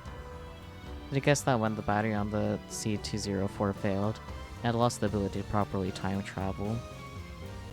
So after finding them with the C-193, Okabe would give them a spare battery and send them back to this time. If possible, he'd go too.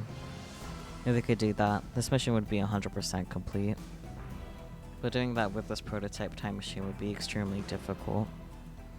Okabe had to have known that. Perhaps he was thinking of sacrificing himself to send Mayuri and Suzuha back to this time. じゃあ Alright, 行くよ。 I'm off. おう See you. 待って But wait, 待ってください wait. Last member of the Future Gadget Lab, Kagari Shina, came running onto the floor. かがり Kagari, 姿 I が見え wondered な why いと you 思っ weren't たら here. どこへ Where 行っ have て you たの been?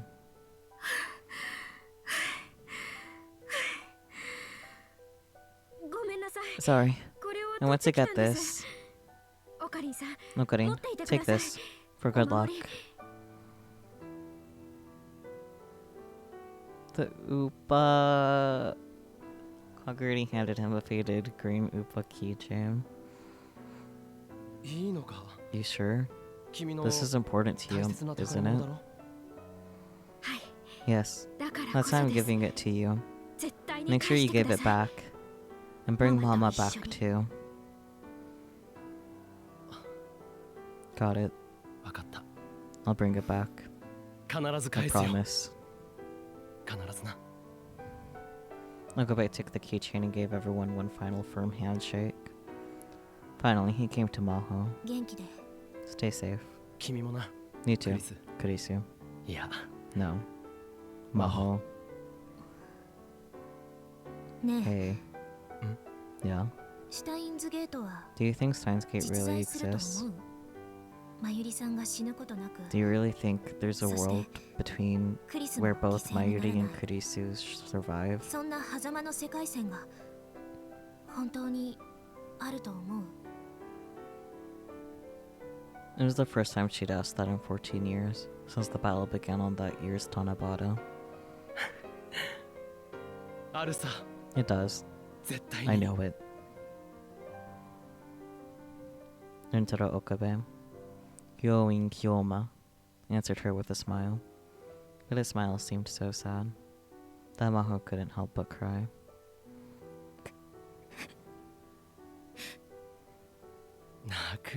Don't cry. I'm not crying.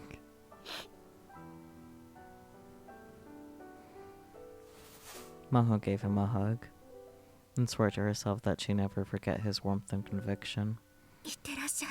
Goodbye. Okabe nodded a little.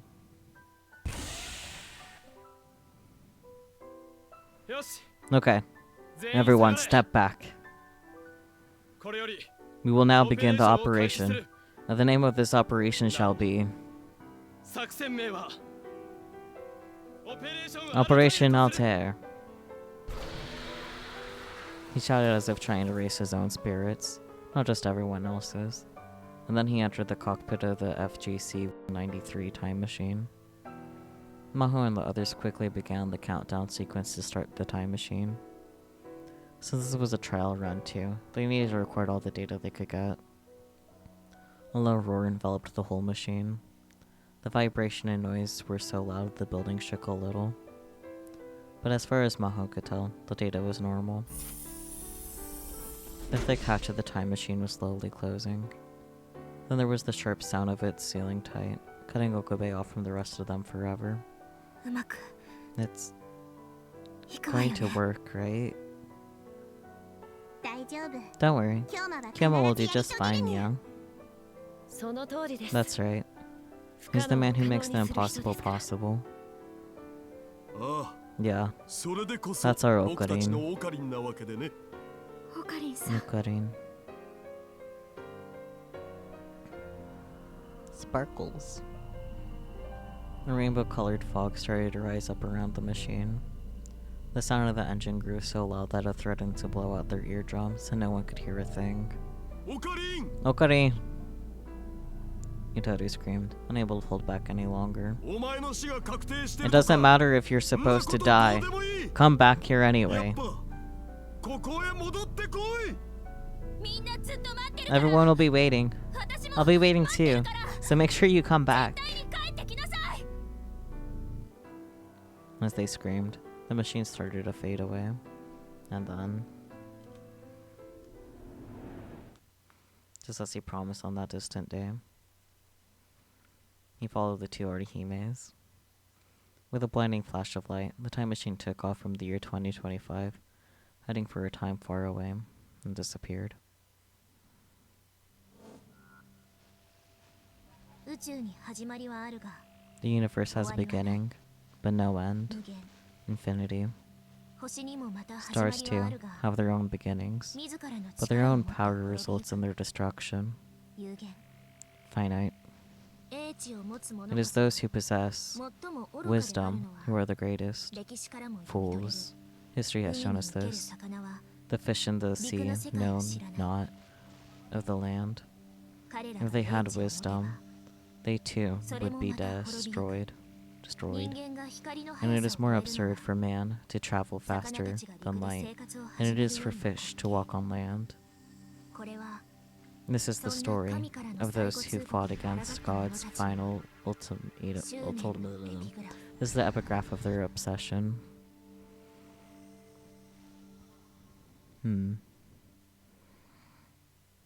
Ominous. But I guess that's as much as we're gonna get.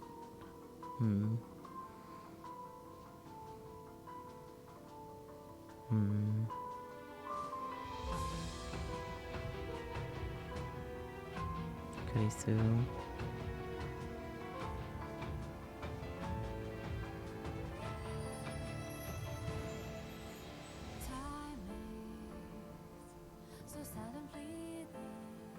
Well,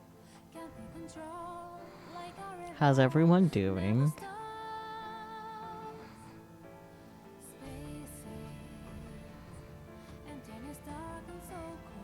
Yeah, that's fair. That checks out. I feel bad that Hifimichi has missed all of this. Genki. Genki. So Genki. Yeah, rip Hifumi indeed.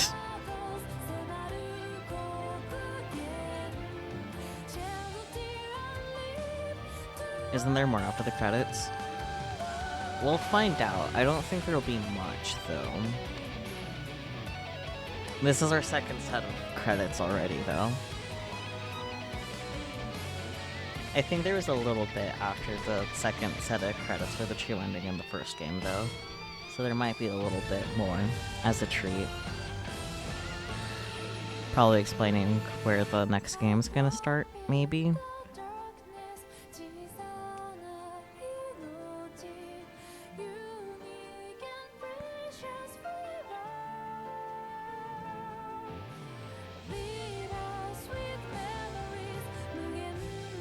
Thank you for the head pats.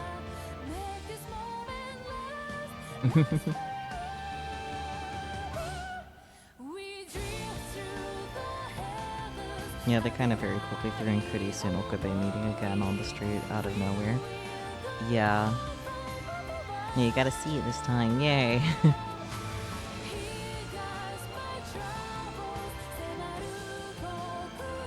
When will Hifumi return from the war? I don't know. I did just send her a message telling her that I'm still alive. And she said that she was home, like, 26 minutes ago.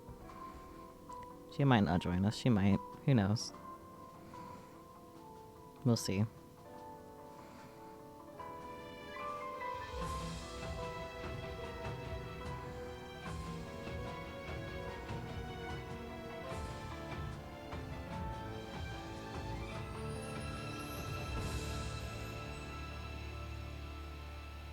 Hifumi normally stays up past 3 a.m., so... Now go to the world that is still unseen.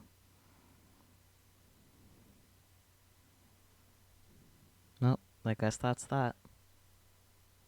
Oh, did that count as getting the Mayuri ending too?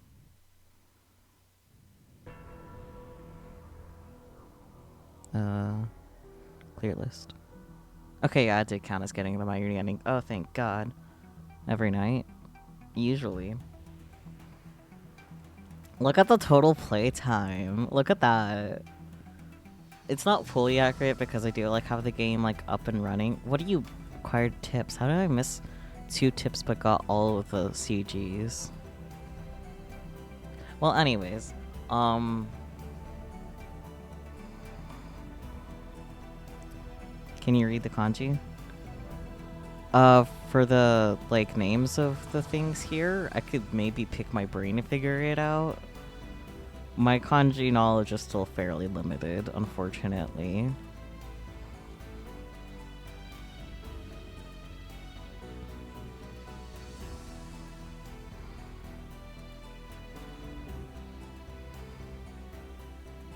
Oh, wait, it says the album is complete. Oh, is that really? This is the CG you get for getting all. That's a little disappointing, since just a quick Google search can show you this. Does she do schoolwork, or because that would explain why she stays up until 3 a.m.? She only has 1 class right now, and her semester ends soonish. I don't think she has any homework, but she was... Like, that's why she was, like, on and off the previous stream, and why she mentioned discussion question, that was her doing homework. But... as far as I'm aware, she was just out today for a while. I don't know why she's still absent from chat, but oh well.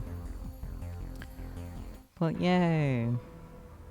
I mean, you usually stay up until 2. Yeah, I know you do. Smay. What tips are we missing? How are we missing tips? 99.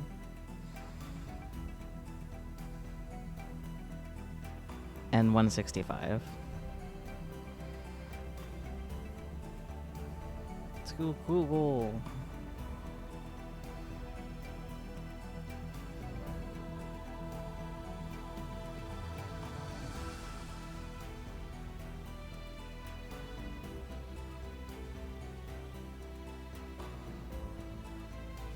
Hey, I'm not the only one that got all the endings. I'm missing 2.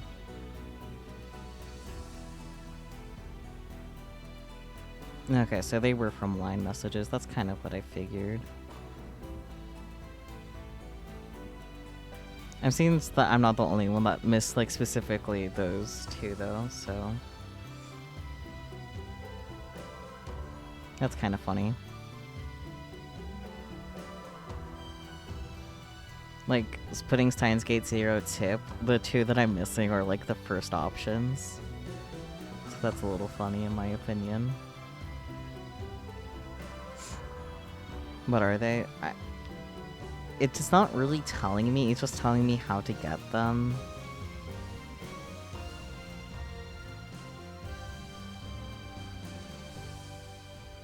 The other option would be to watch a video, and I don't feel like it.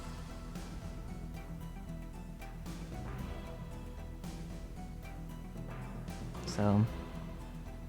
You did fall asleep for the majority of that, though, huh? You mean the stream? I mean, what else is new with you?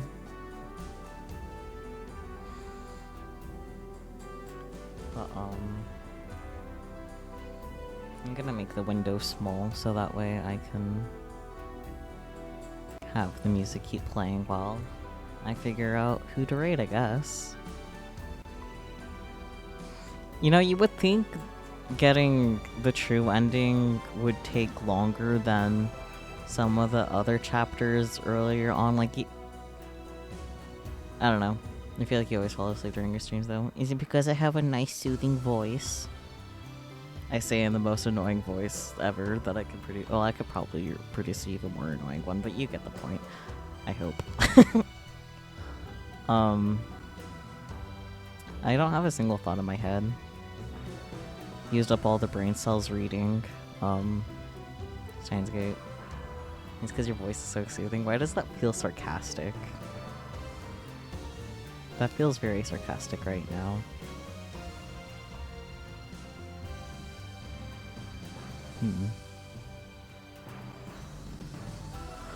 Oh hey, Relix is live. I like how you fall asleep during Steins Gate of all things. To be fair... I got nothing else. The brain cells are fried.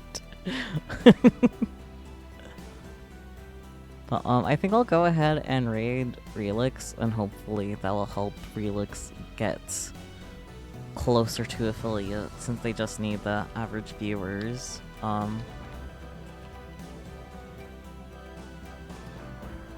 And we can tell Relix about our fresh pain, our fresh completing Steins Gate 0 pain.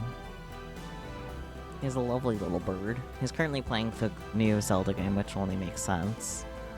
But yeah, that was Steins Gate.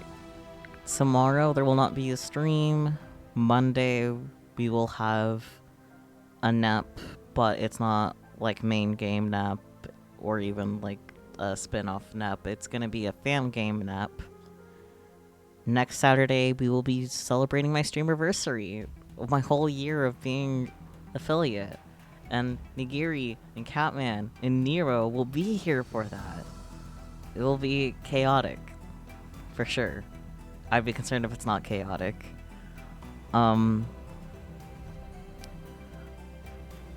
Yes, raid time. You came just in time to see nothing.